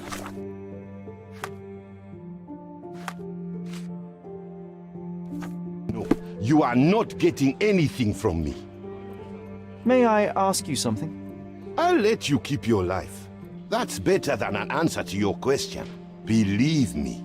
You obviously haven't thought this all through. Or are you just annoying?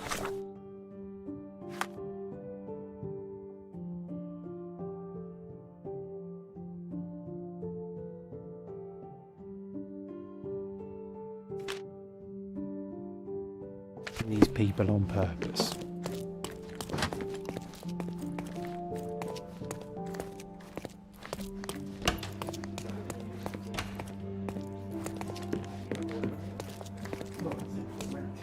Hello again, officer. I've spoken to the tailoress and made a sketch of the thief. It was child's play. No, really? And she didn't give you any trouble? No, no trouble at all. She was quite tolerable. Huh. Who would have thought? Hey, Logan, we've got the sketch. Come on out.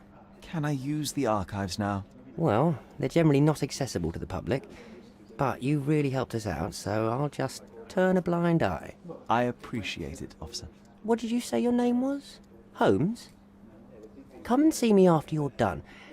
I may have a proposition for you, Mr. Holmes.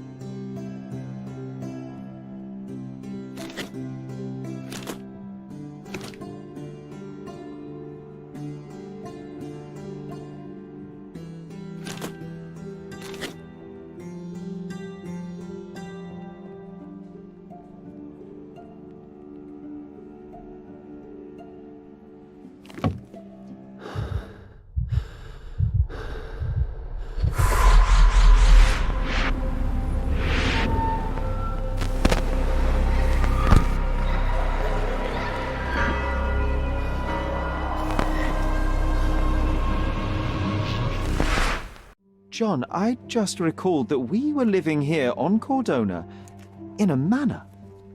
And there was a policeman. Really? What else do you remember? What happened to our mother? The memory was vague, a mere flash. I have to find our house. Absolutely. Let's do it.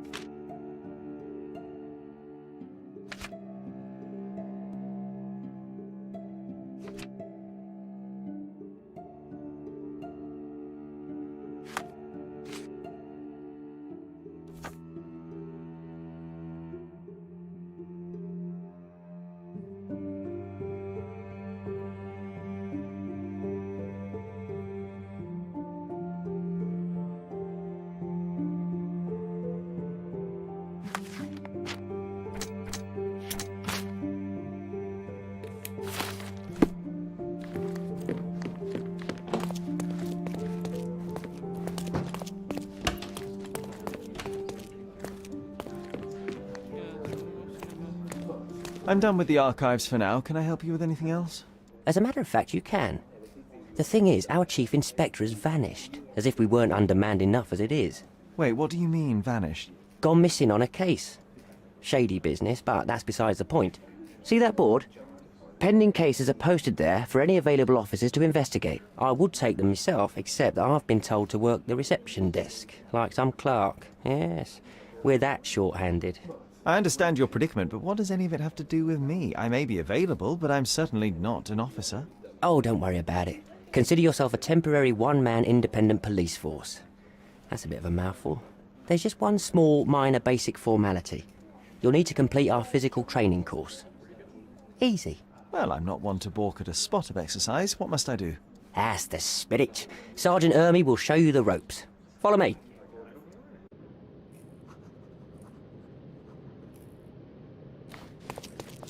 So, you're a newcomer. We must be desperate to ask untrained civilians for help. You're lucky to have a well-trained civilian with a brand new auto pistol in his arsenal. An automatic? A bit of a braggart, aren't you? Are you trying to test me already? That is why you're here, boy. I need to verify your skills before I can allow you to catch criminals. The first targets are in the next room. You know what to do with them. I'll join you in a while to see the results. Concentrate, Sherry. You need to hit every target to show the sergeant how we do it.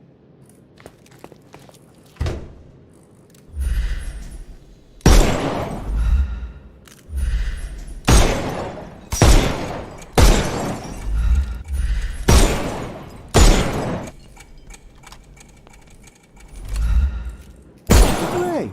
Proceed to the next room. Meanwhile, I'll fill out the paperwork. Come on, Sherry. It's just like in childhood.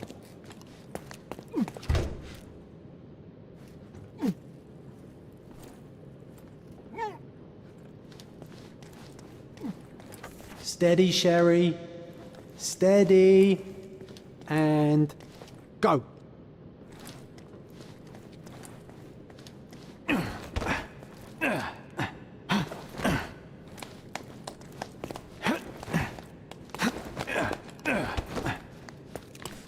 My favourite mannequins for attack. Let's strike them ninja style. Aim for where you might take advantage and don't forget the environment.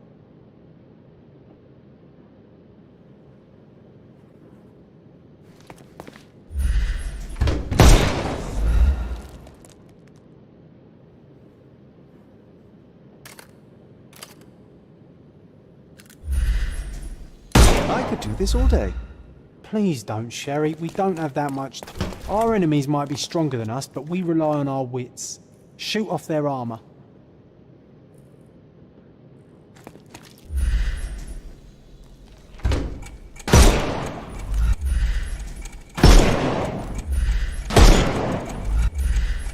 Hooray!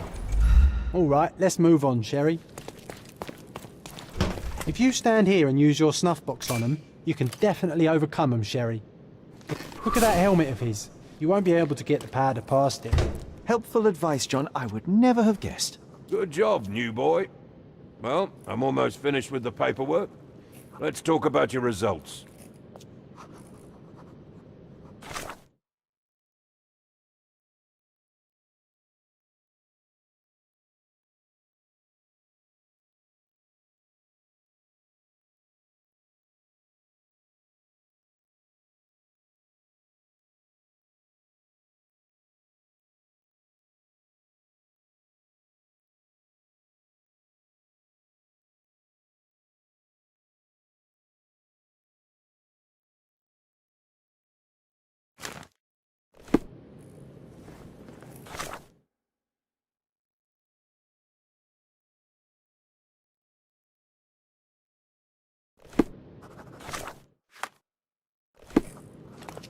Well, I must say your results aren't as bad as I feared.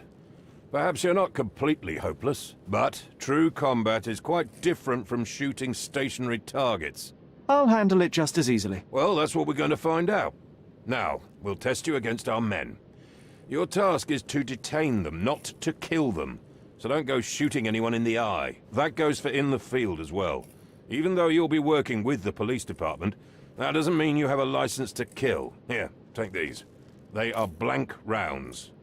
So, are you ready? Always ready. Then let's get cracking. Worried? Not at all. I can hit them all with one shot. Good luck, Sherry, and remember, the surroundings are your playground.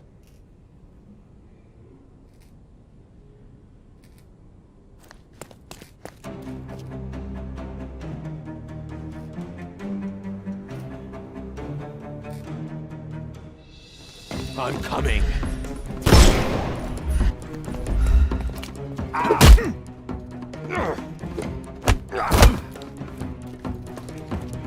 I'm coming for you. Overcome him, don't rush. I'm coming. I'm coming for you. I'm coming.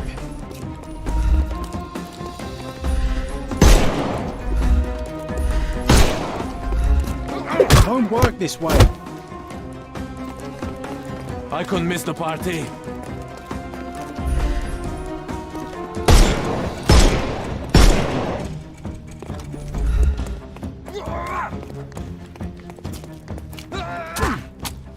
Weaken him first. I'm coming for you.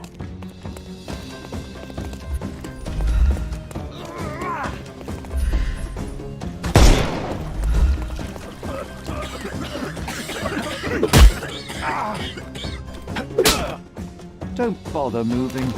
You've lost.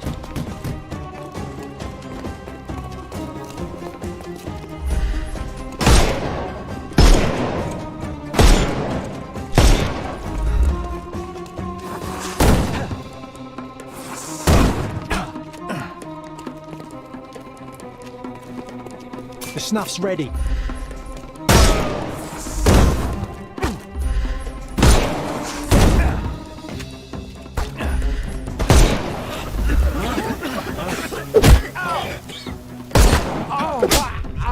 No more Give him the pepper snuff.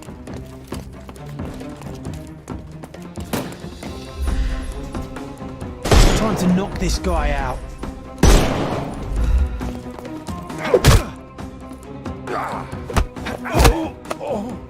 Don't bother. The snuff's ready. That's enough. You've proved yourself. Congratulations on the arrests. I can't believe you did so well with the close combat. I did tell you that I'm well trained. Well, do the same on the street, and you'll be well rewarded for every arrest you make. Here is your certificate. You are now an authorized crime scene consultant. Well, it's now your duty to make this city a safer place. Cordona won't ever forget it, but at the same time, it will never remember. I'll tell Stark all the necessary details about your successful certification. Congratulations. Now you're a certified crime scene consultant. Congratulations. Thank you, my friend. Now, shall we head for Stonewood Manor? Don't know. You have the whole island to investigate. It's all up to you. Any progress with the case, Mr. Holmes?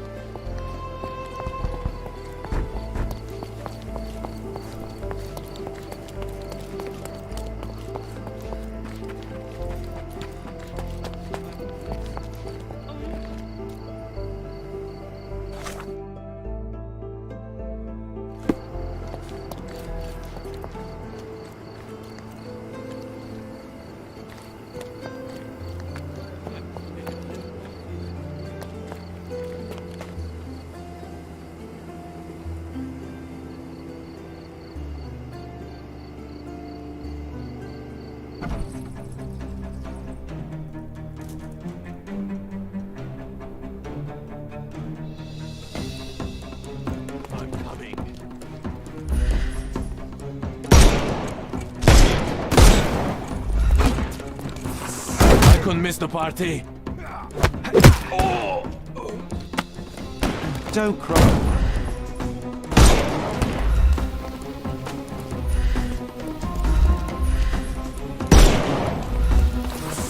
I'm coming for you.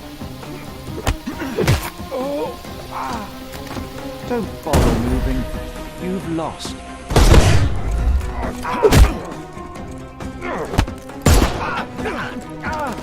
Don't give him the pepper snuff.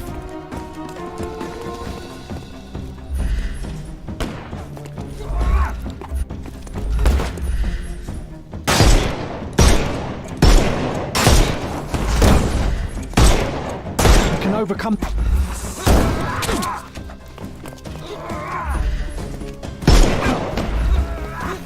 I'm coming for you. Too simple.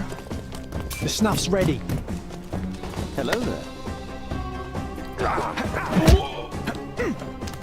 Take a rest. Give him the pepper snuff.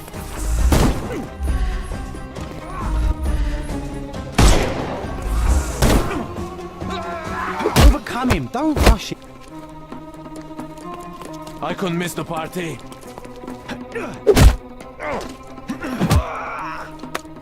Too simple. The snuff's ready.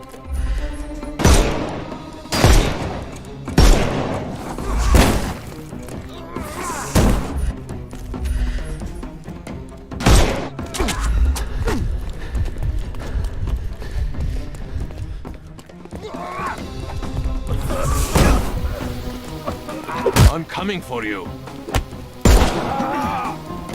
Don't bother moving. You've lost.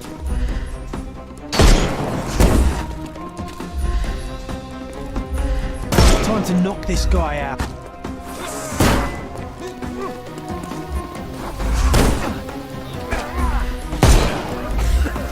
I couldn't miss the party. Too simple.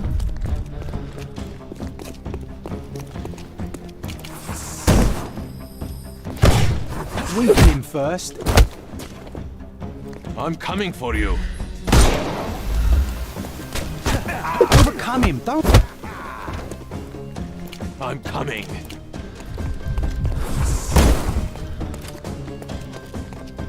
Give him the pepper snuff.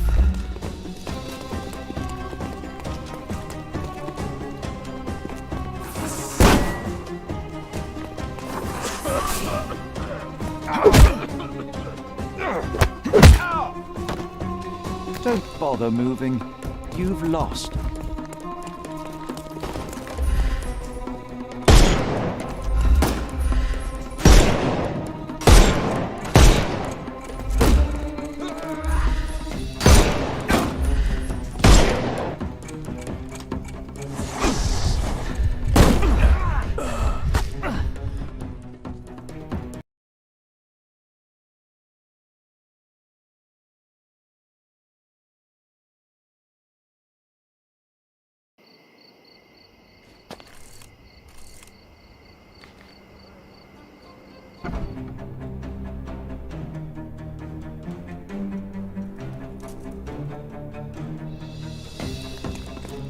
I'm coming for you.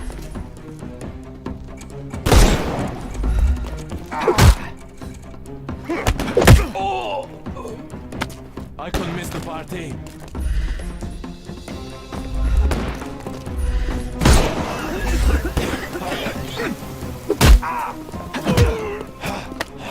Nope. Just die.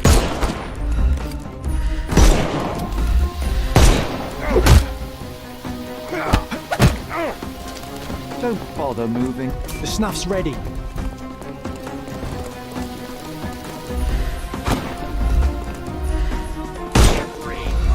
I'm coming for you. Not that easy.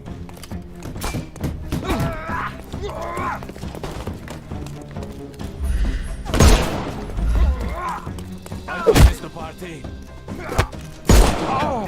Ow! No more. The snuff's ready. Your tricks are useless.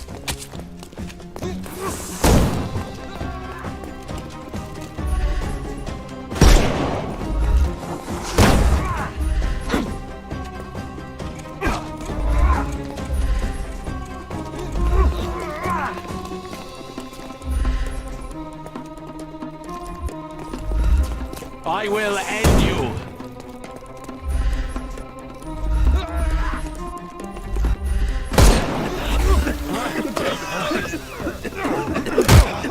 Take a rest, my friend. You can overcome the brute now.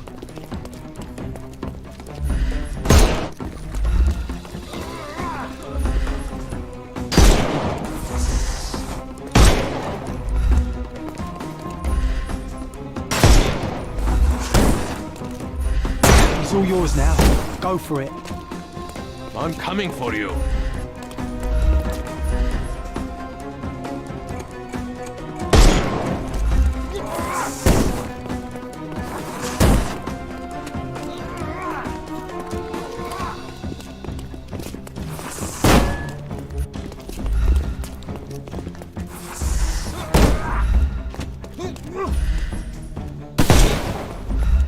I'm coming. Don't bother. Give him the pepper snuff.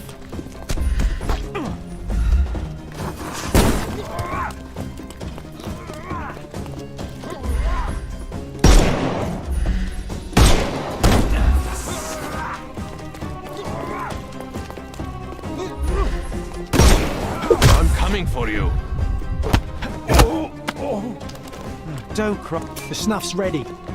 I will end you. Too simple.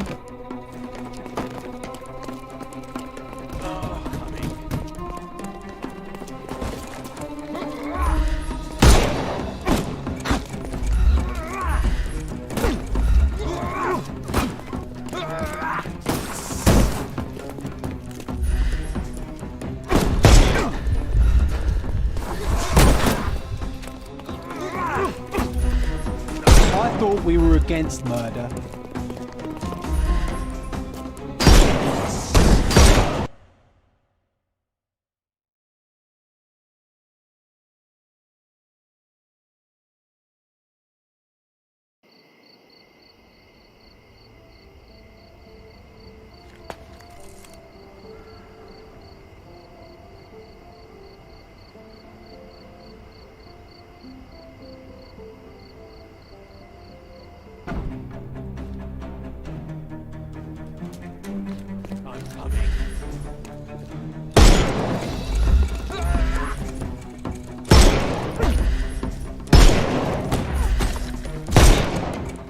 No, you killed him.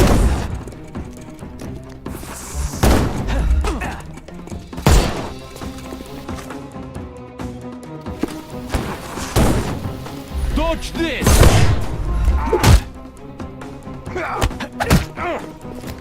No more crime for you until next month.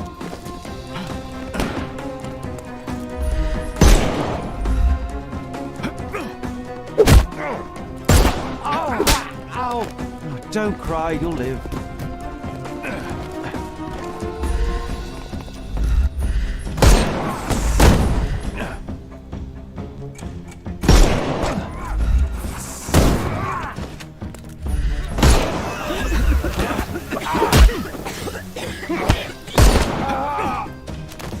Just give.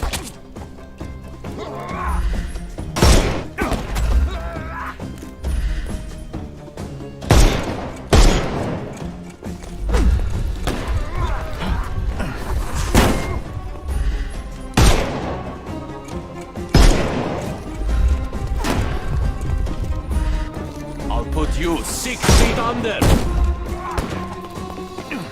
Dodge this! I couldn't miss the party. I'm coming for you. The snuff's ready.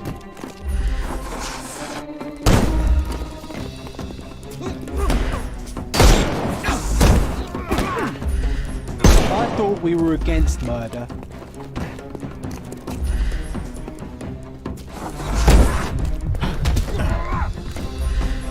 Time to knock this guy out. Not that easy.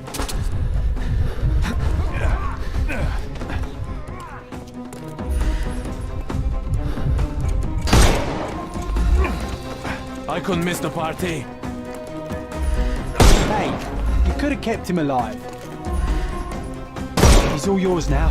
Go for it.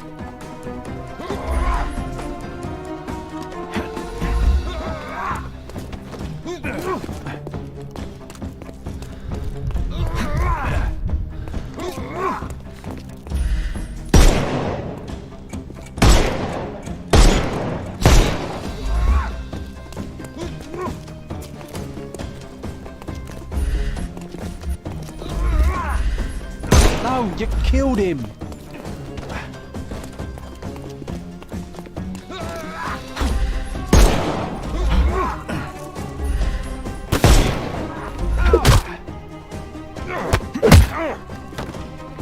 Take a rest, my friend.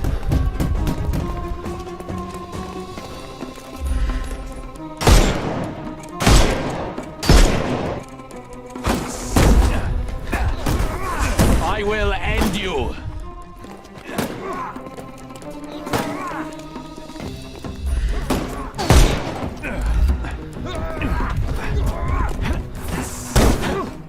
I'm gonna hurt you! Time to...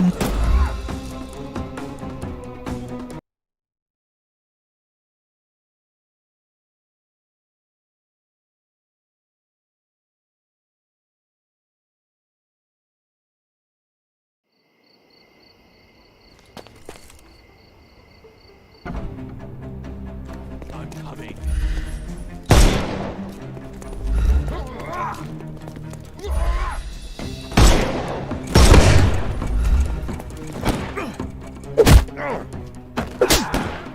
Too simple.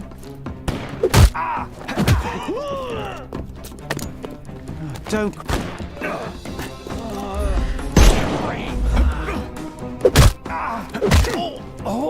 Too simple. The snuff's ready.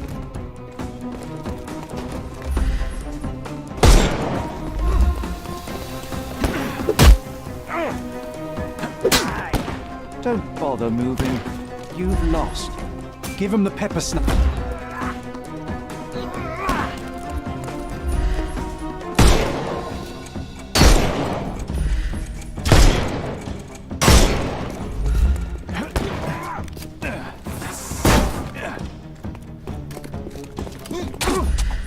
Come up. Eat lead!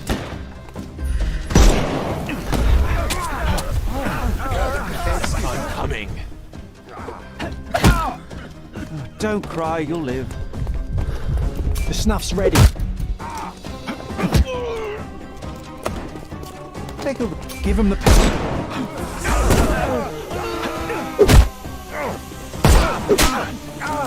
No more crime for you until next time. Snuff's ready.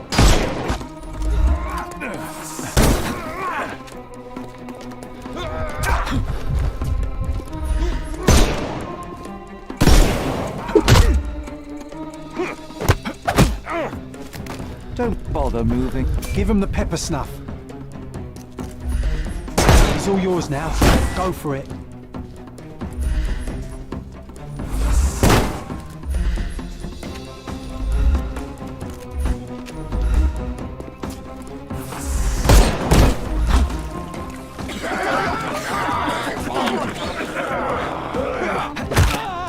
Too simple. The snuff's ready.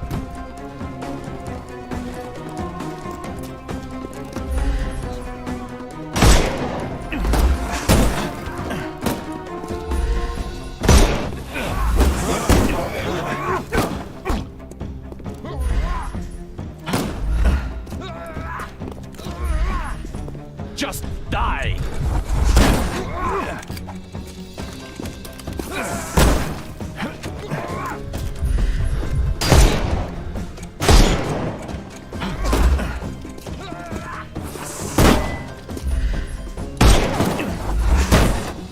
I'm gonna hurt you! Time to knock this guy out.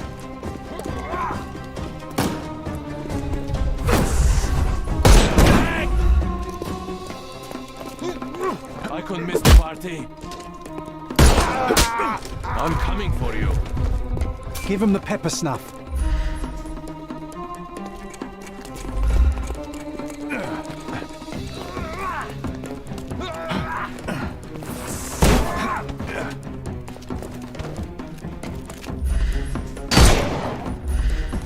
thought we were against murder.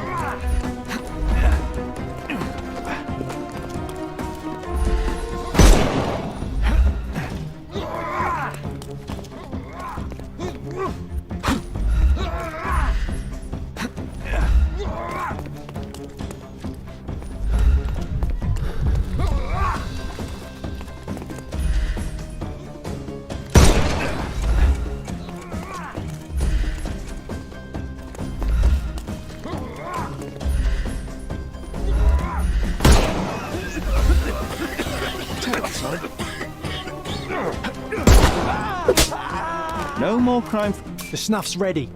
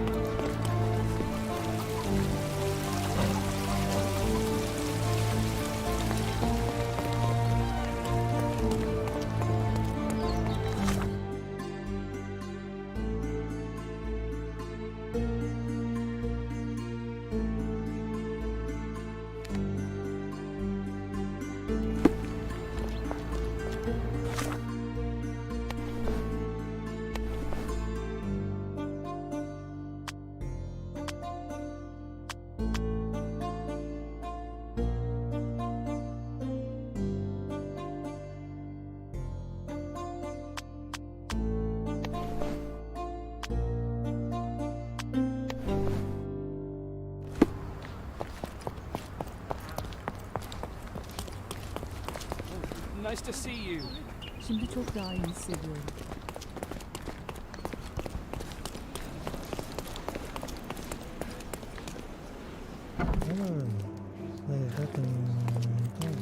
Any progress with the case, Mr. Holmes?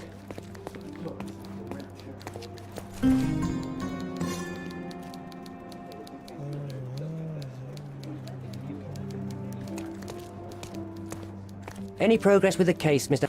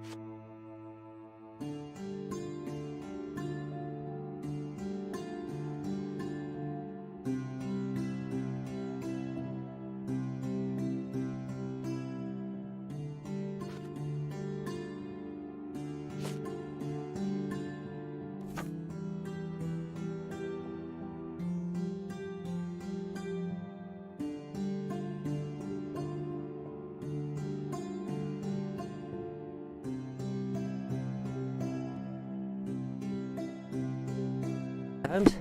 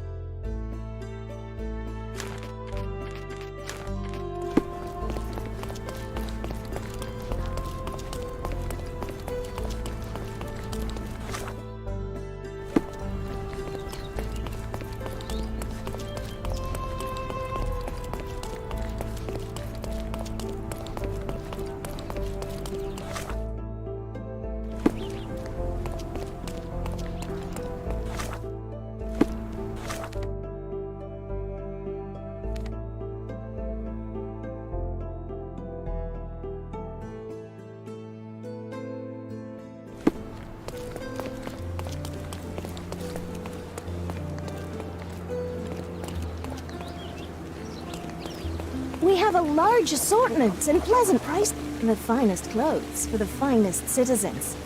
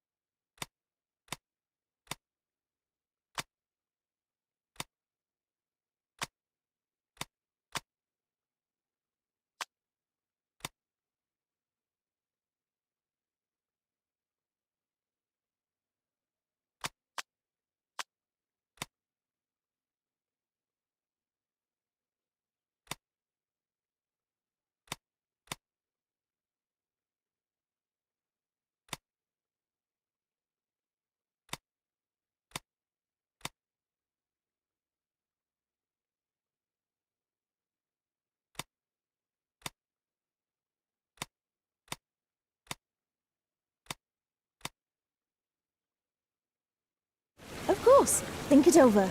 Take your time.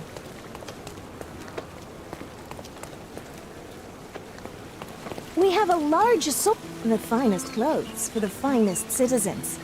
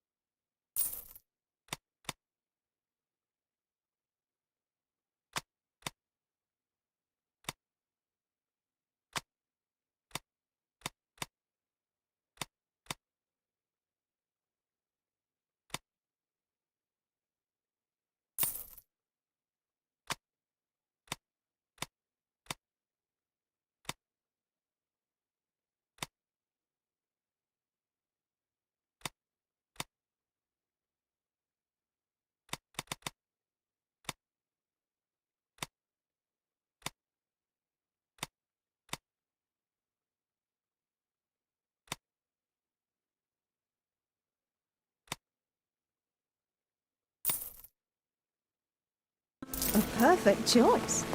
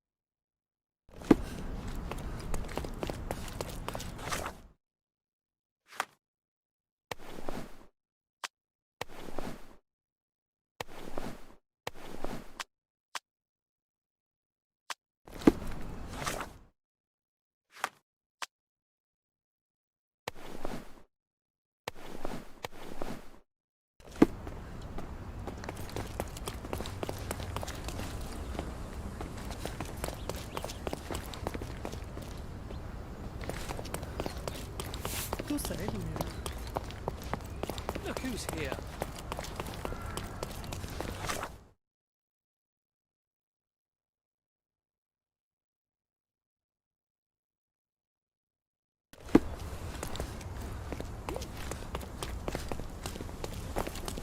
Merhaba.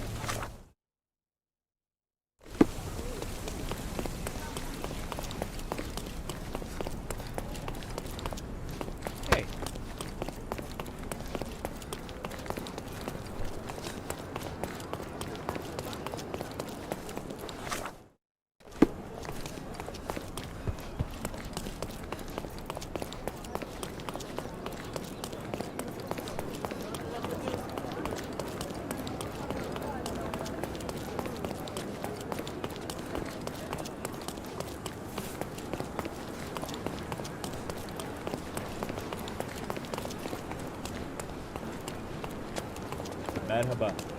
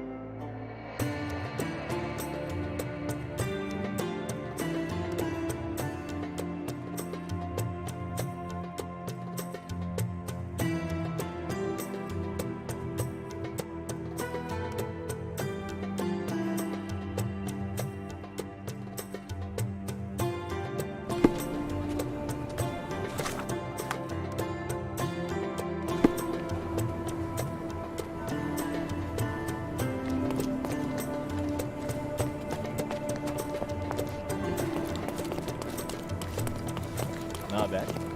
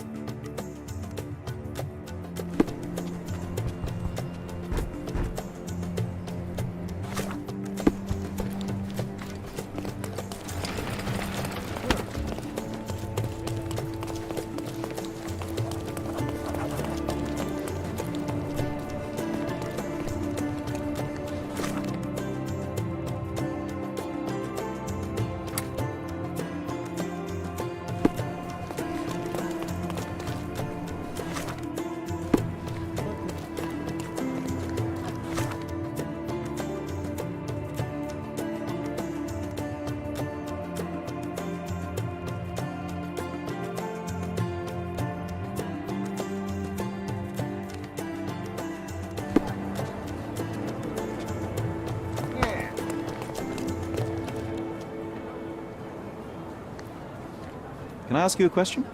So you think if we have money, we should bow to your whims? No, sir.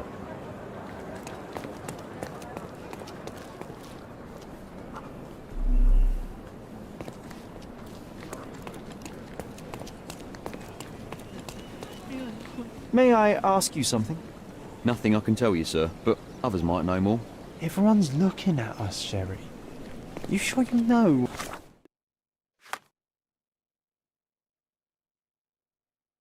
you're doing?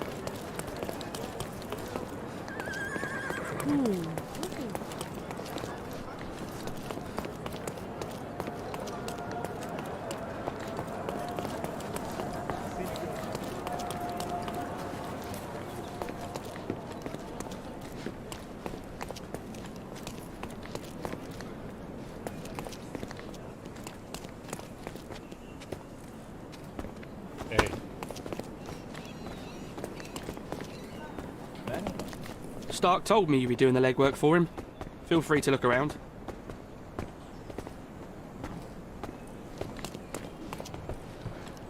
Wow, things really got out of hand here.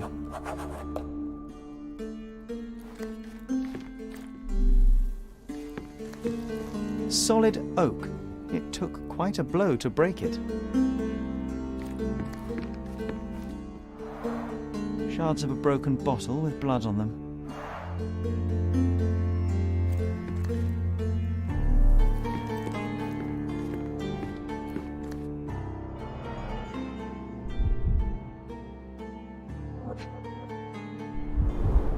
Someone must have landed hard on it.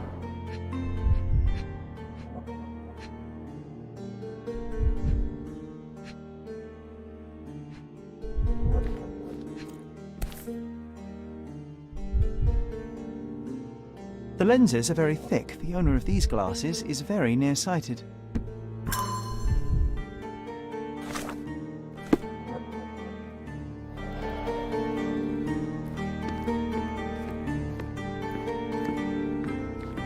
Spilled beer led to spilled blood. An unfinished bottle of rum.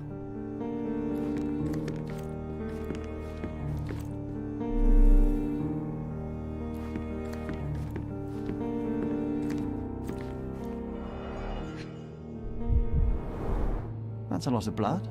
The victim was stabbed several times. Sharp enough to gut a fish or a man.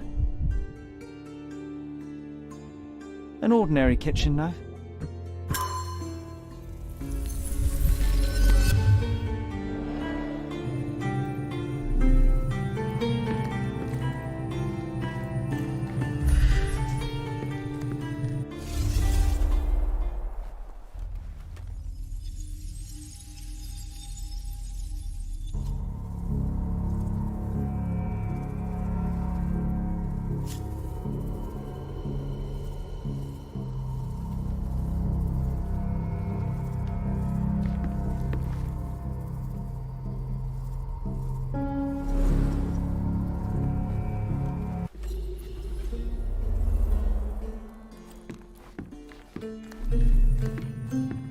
What would you like? On today's menu we have stomach punching, head kicking and the chef's special, throat slitting.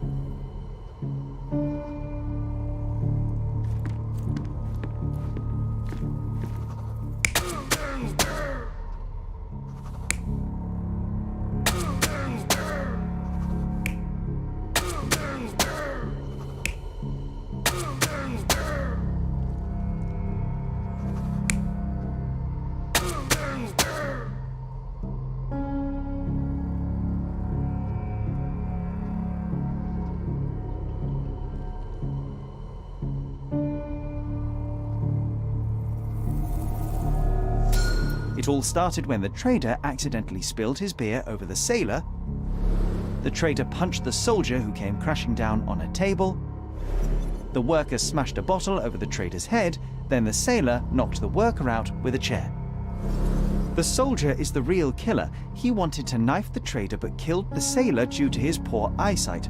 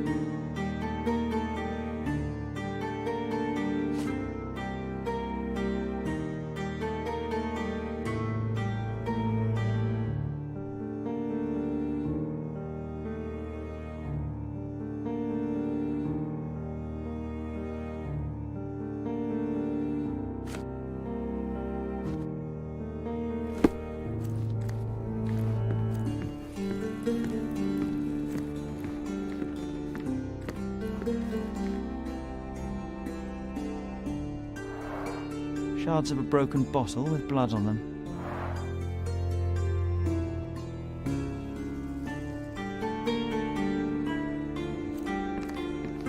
Solid oak. It took quite a blow to break it.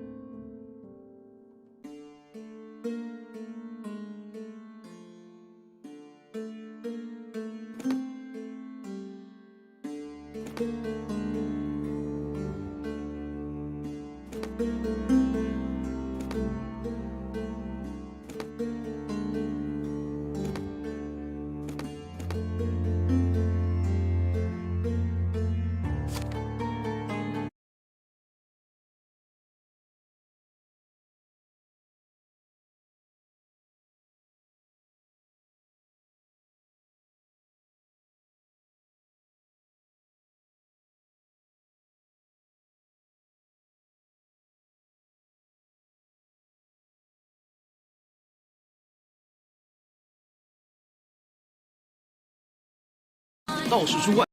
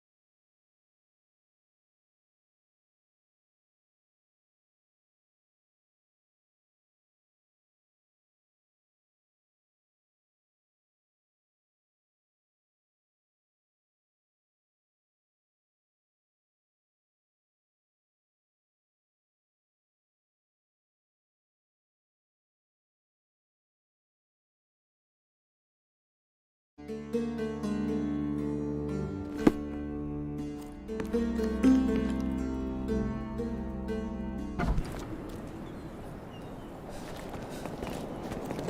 kim buradaymış. What if the barman...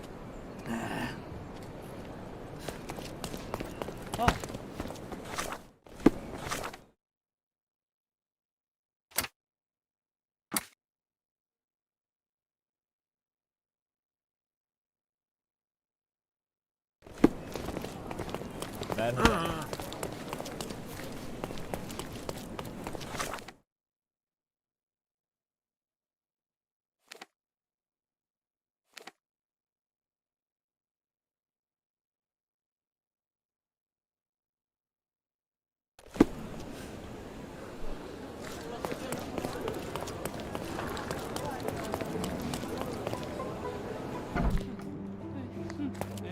You have 3 people detained on suspicion of murdering a sailor in a bar fight. All evidence indicates that the soldier among them is the true killer. He was the last man standing. Very well. Soldier or not, he'll get what he deserves. I'll see to it personally. Nice work. Try solving another case. It seems you have a knack for it.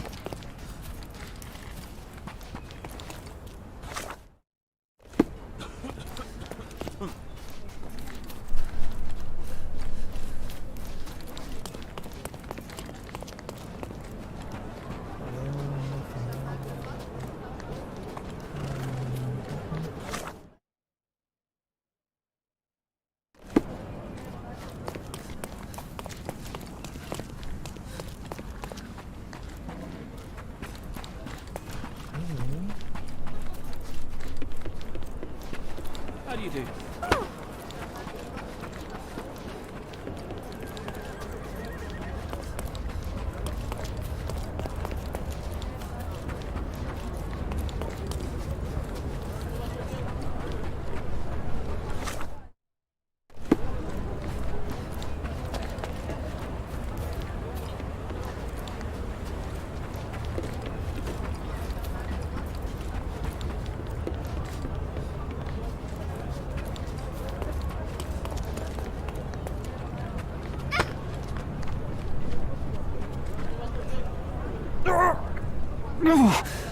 I've almost...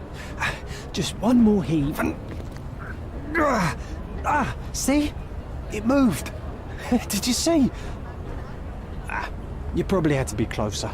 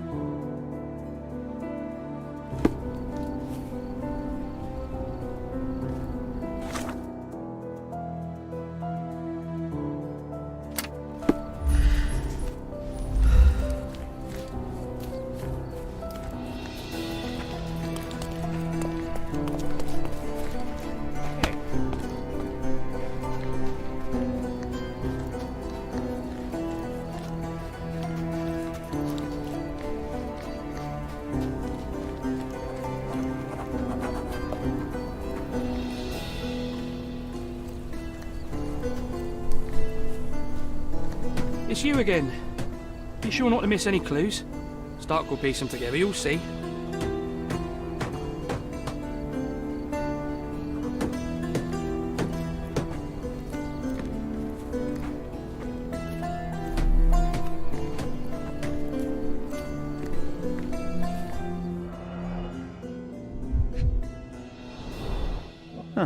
Some loot has been left behind.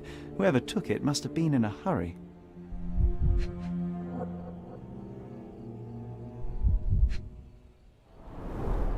Greed and booze got the better of them. No wonder it ended in violence.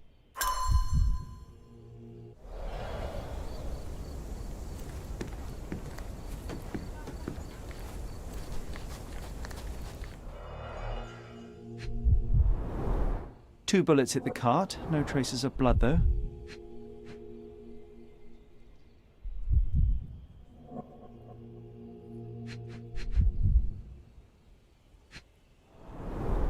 Droplets of blood. Someone caught a bullet here.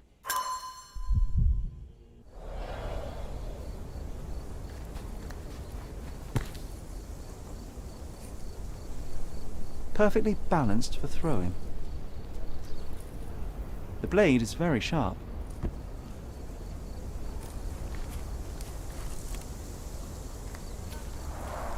The man with the shotgun fired only 2 shots. Seems he was too busy bleeding to reload.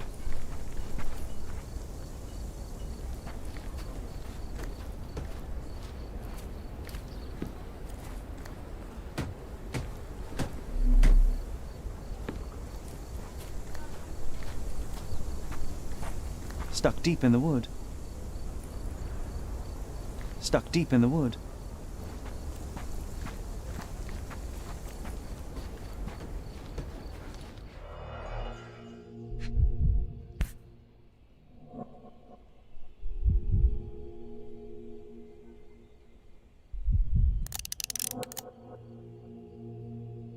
The shooter fired 3 rounds. A brand new Colt, 45 caliber. Bent glasses with cracked lenses.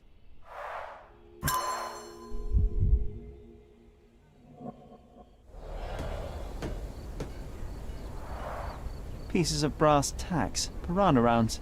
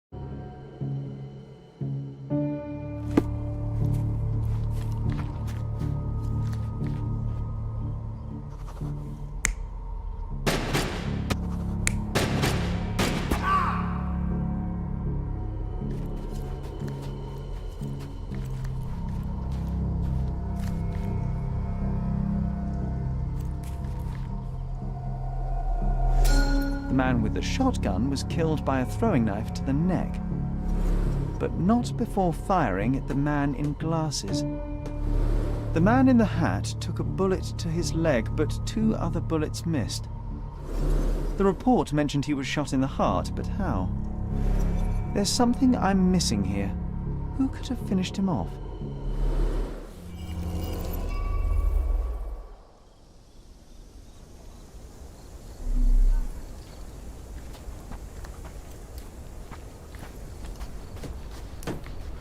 I just arrived here this morning.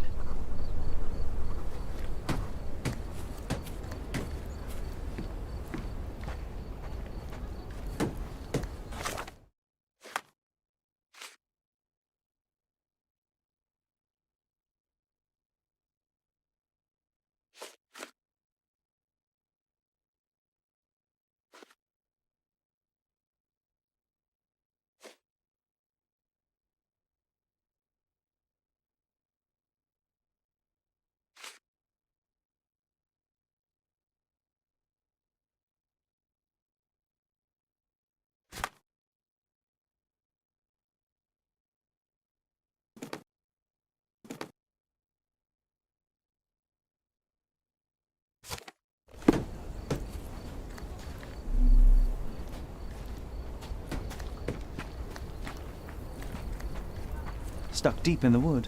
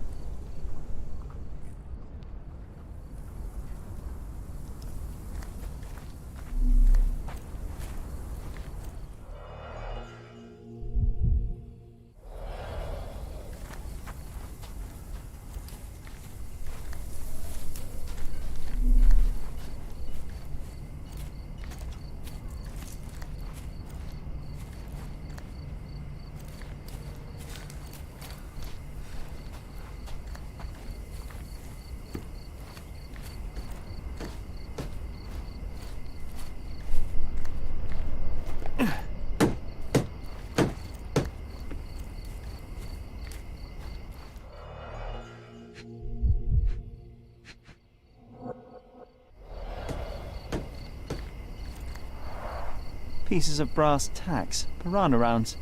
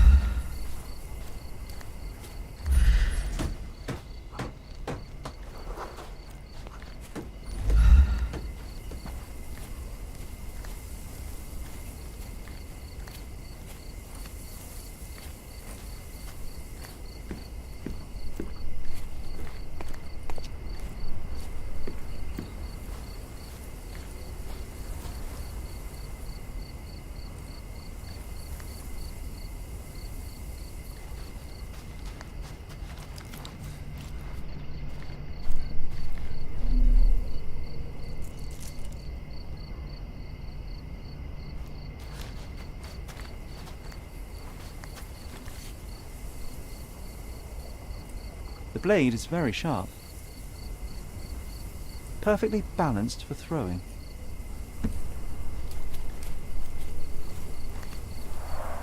The man with the shotgun fired only 2 shots.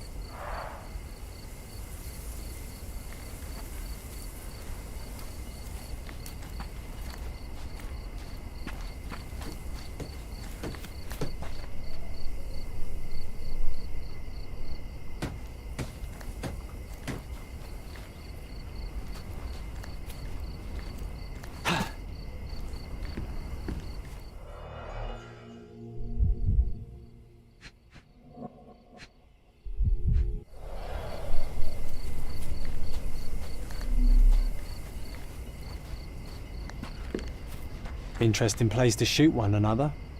There's mess everywhere.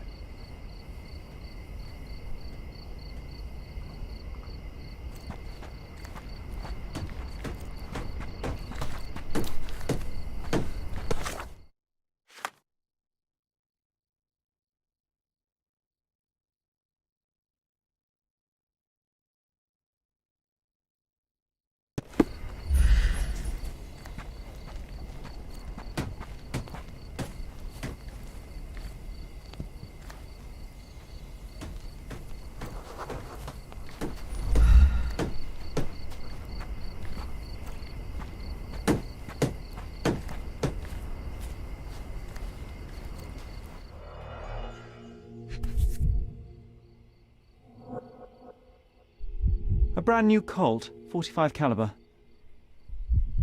A brand new Colt, 45 caliber.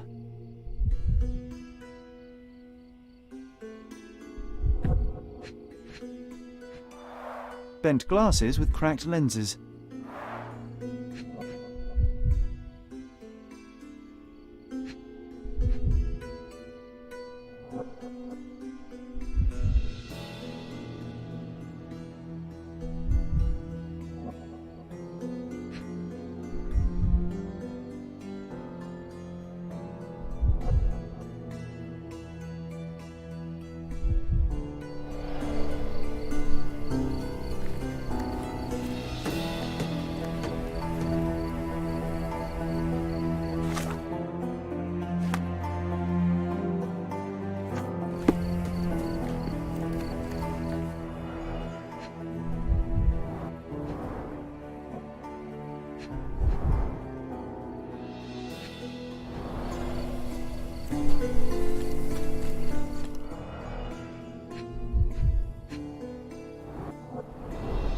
Droplets of blood. Someone caught a bullet here.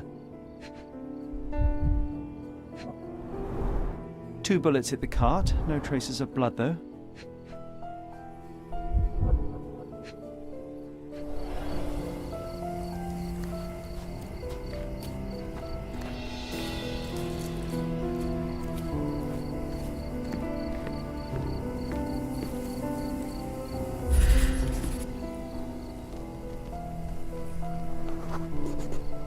A police boot print. So that's how it ended.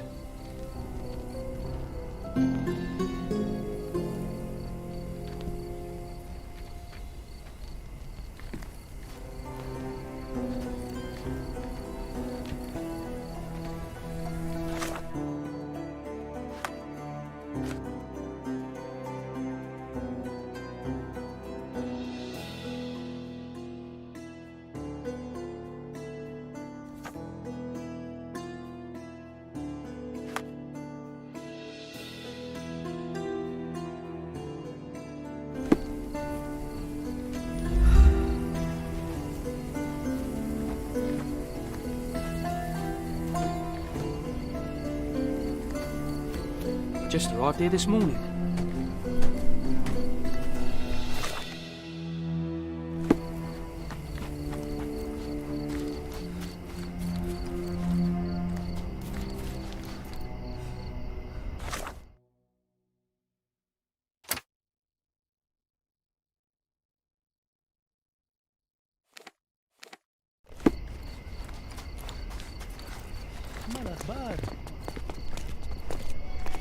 Hey.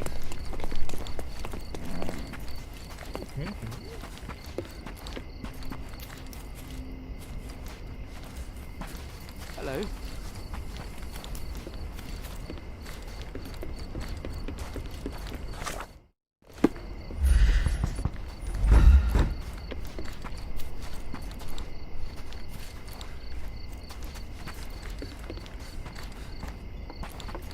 What's up?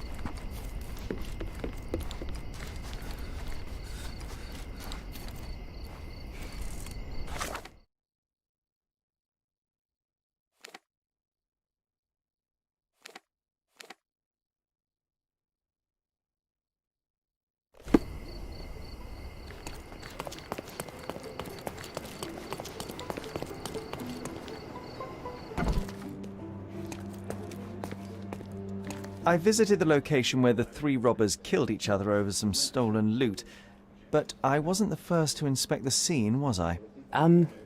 No. Officer Schmidt arrived there first, just hours after it was reported. Poor Schmidt. That same day, he received news that his dear old grandmother in Austria had died. He had to leave for the funeral immediately. He is anything but poor. I doubt he'll be coming back. It was he who killed the last robber and took the loot for himself. Blast it. I knew he was acting suspiciously. He may be beyond our reach now, but I'll be sure to expose the little weasel when I write my report. Nice work. Feel free to take another case. We make a great team, you and I.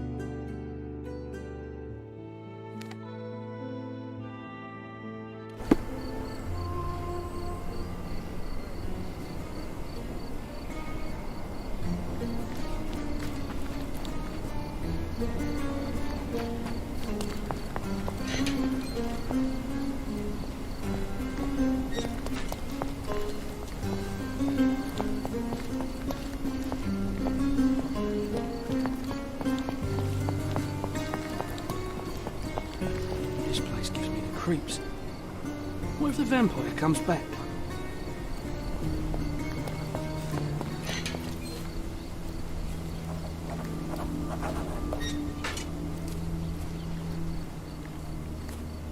The flowers are still fresh.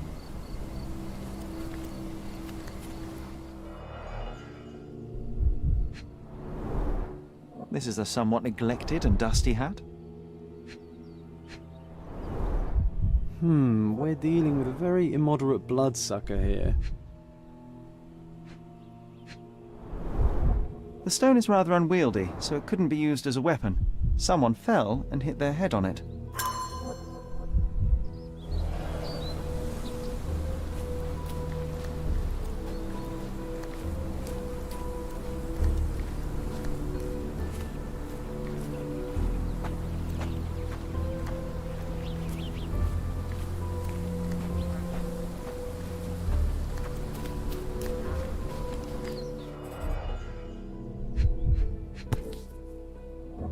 The label is illegible.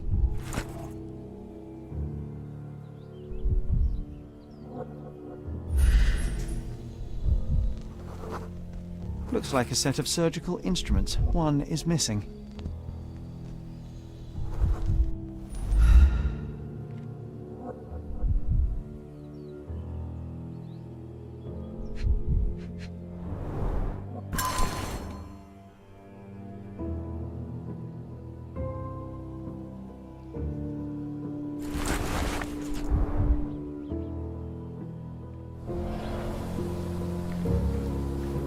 It's not very polite to just drop in on someone unannounced.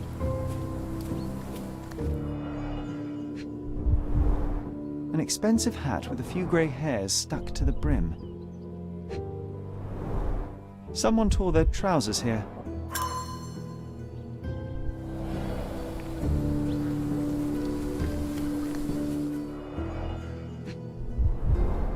The blade is bent from the impact. The bleeding wasn't severe, there are just a few drops.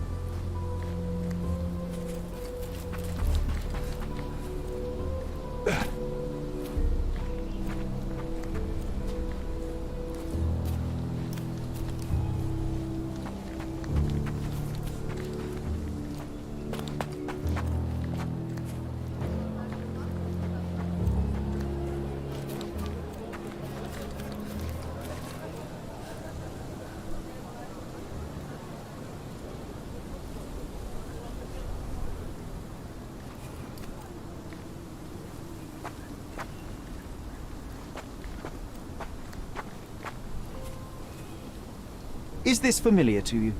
If somebody learns I've cooperated with the police, we'll both be in trouble.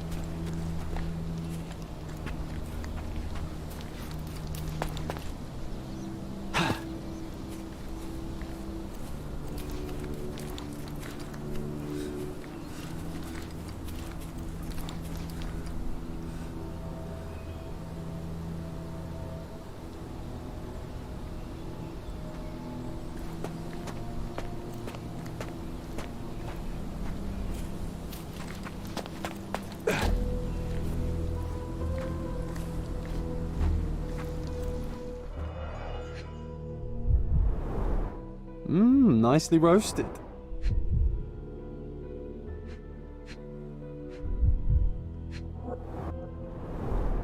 I wonder how even the most destitute always somehow manage to scrape together enough for a drink.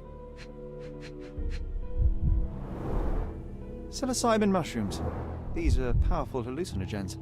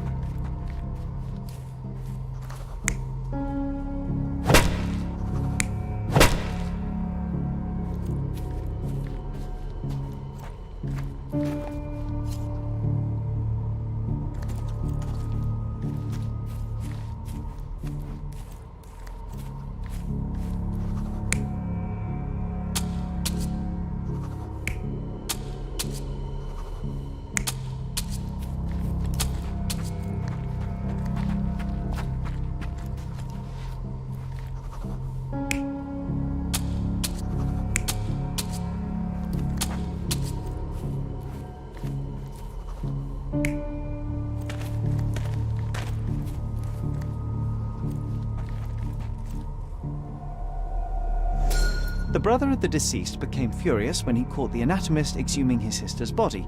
He killed him with a shovel. The graveyard keeper took to his heels, but didn't get far. He fell, hitting his head on a stone, which rendered him unconscious.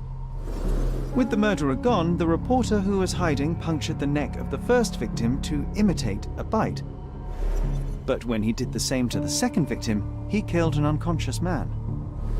So we have 2 murders and 2 murderers, but no vampires.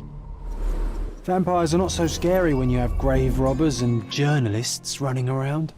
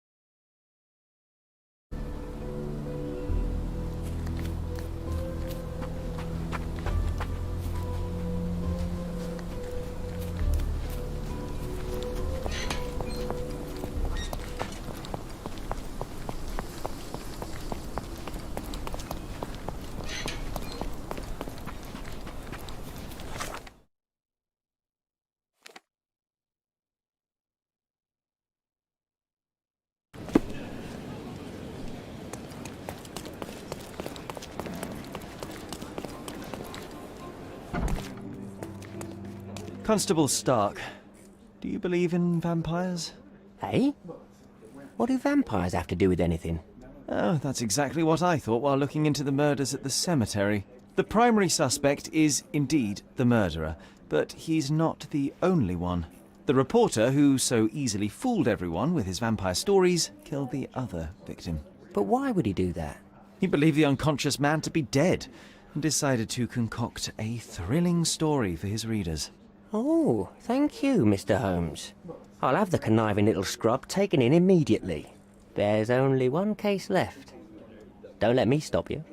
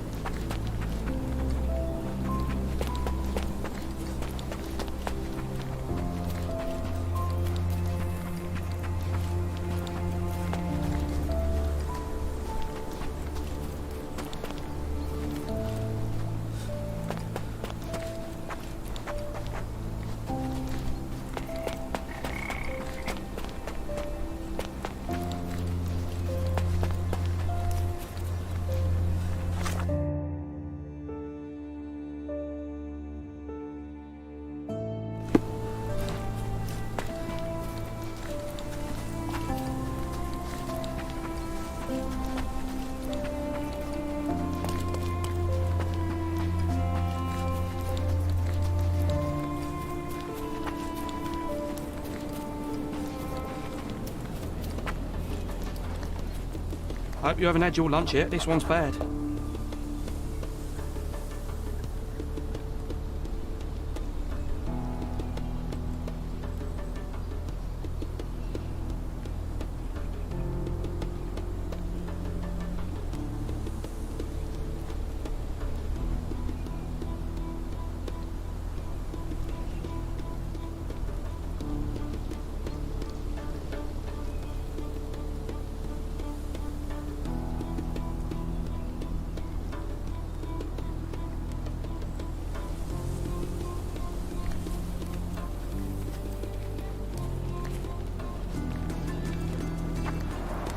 The hoof prints end in deep furrows. The animal was resisting.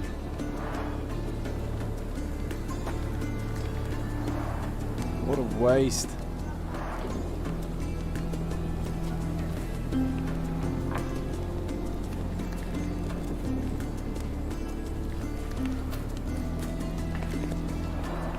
The robe is soaked with wine.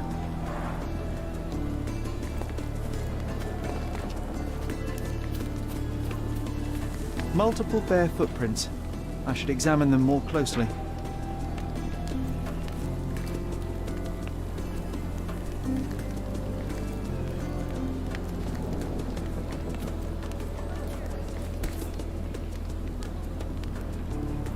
The priest said that he came here to stop the ritual. Did you really, Father?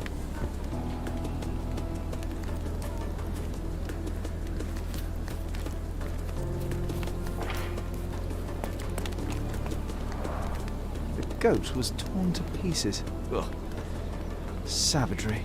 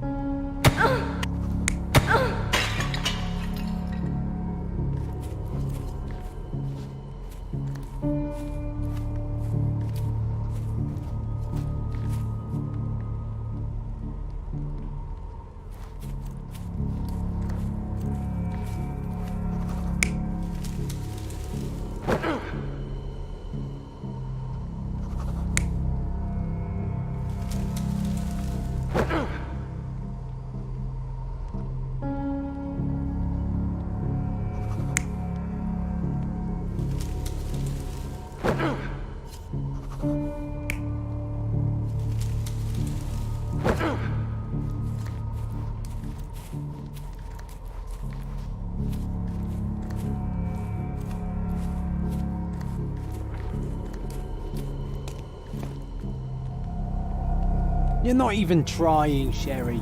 Concentrate.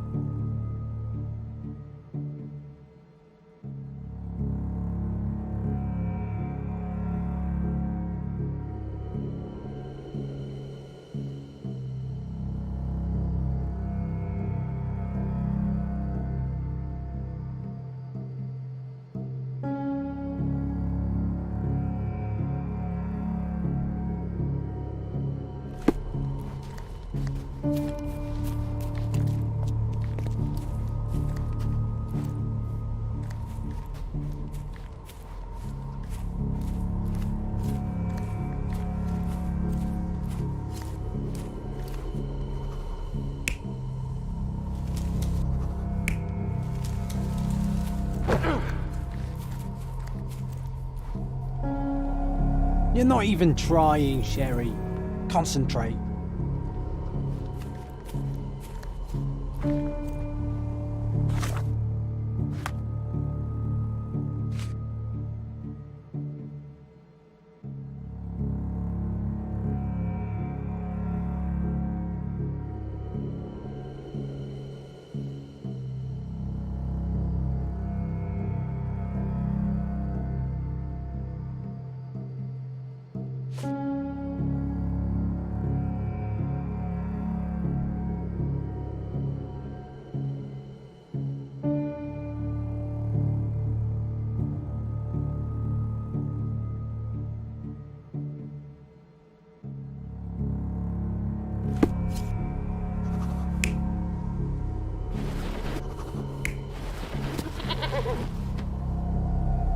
You're not even trying, Sherry.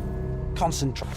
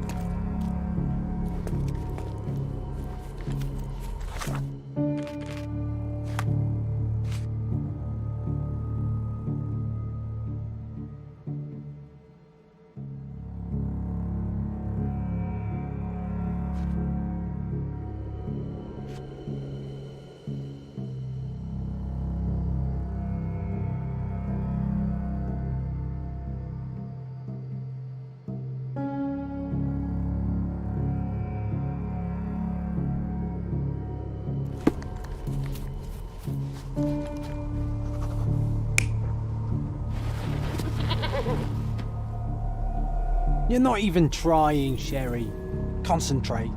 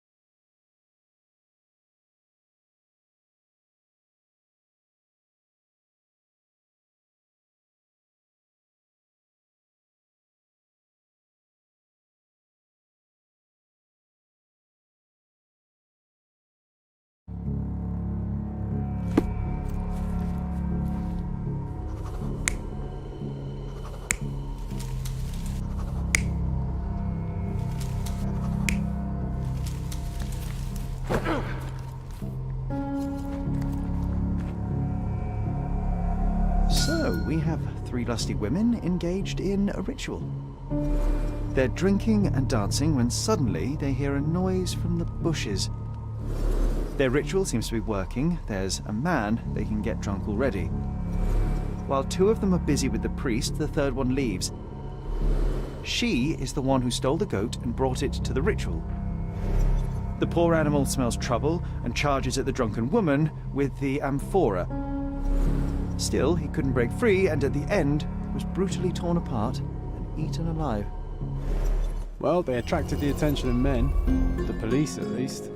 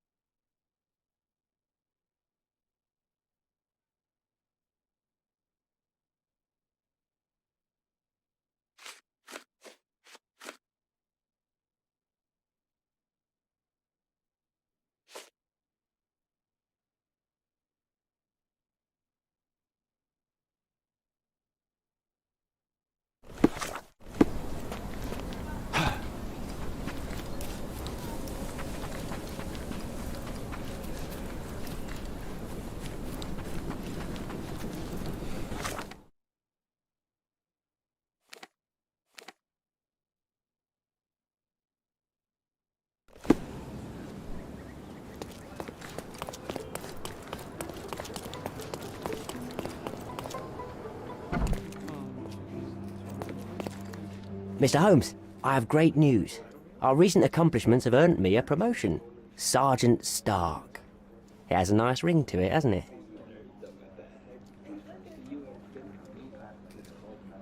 What do you mean, our accomplishments? Of all the nerve, I don't recall you doing very much. I solved all the cases. Come, Mr. Holmes.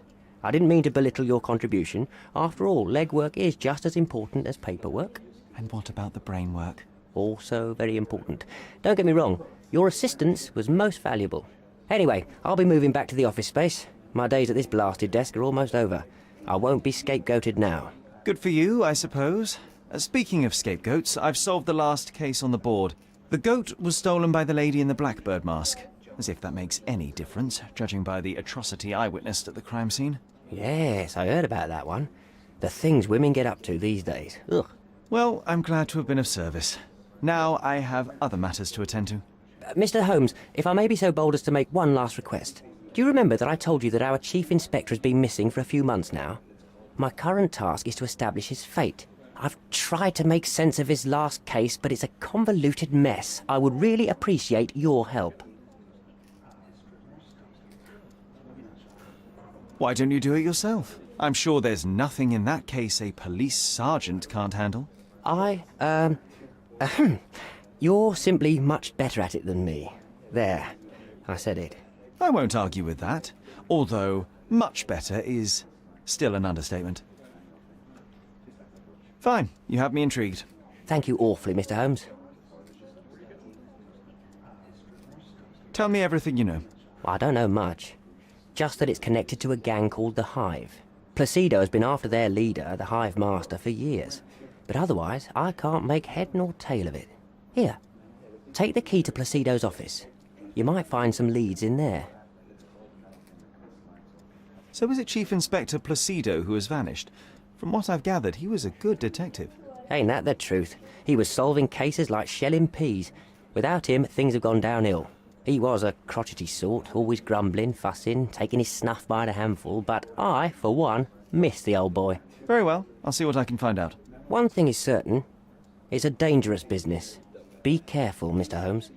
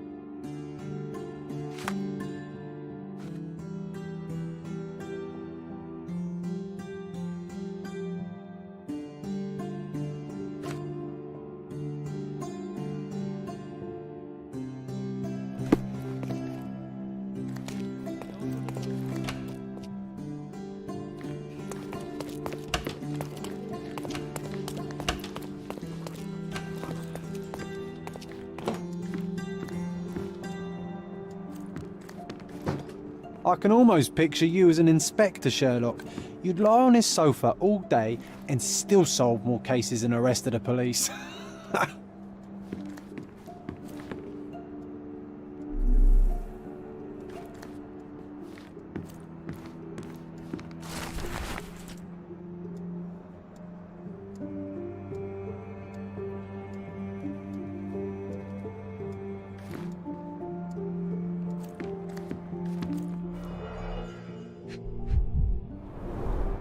Hive Master.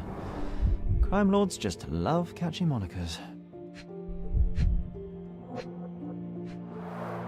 The files are gone, that's odd.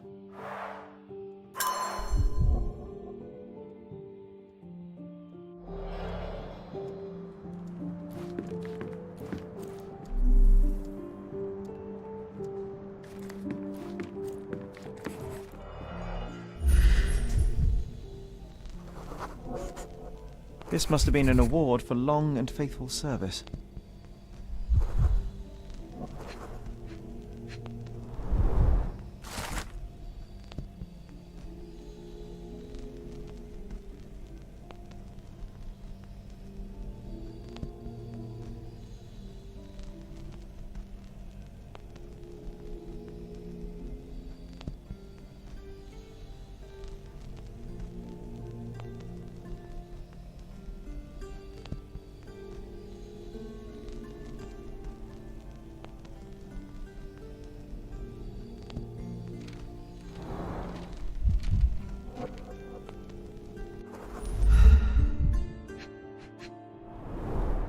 A box of snuff. Strong stuff.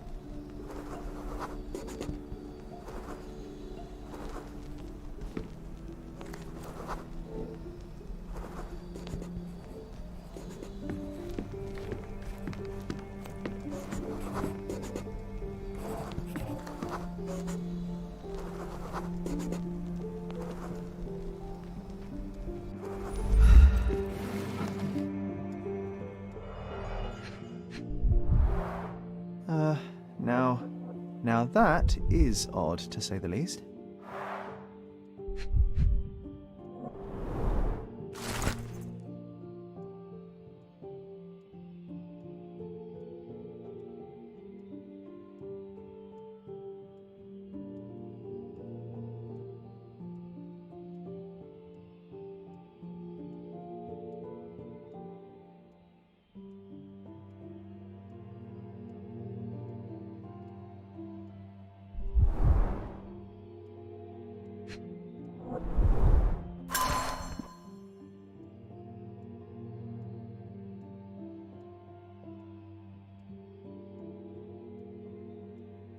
Let's take the ear, Sherry.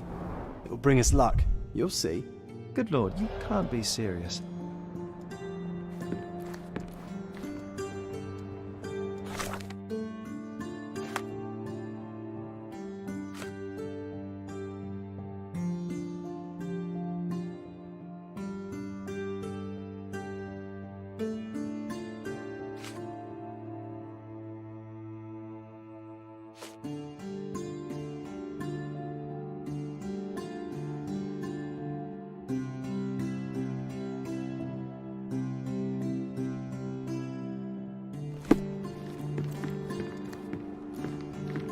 Nice. Always play it by ear, pal.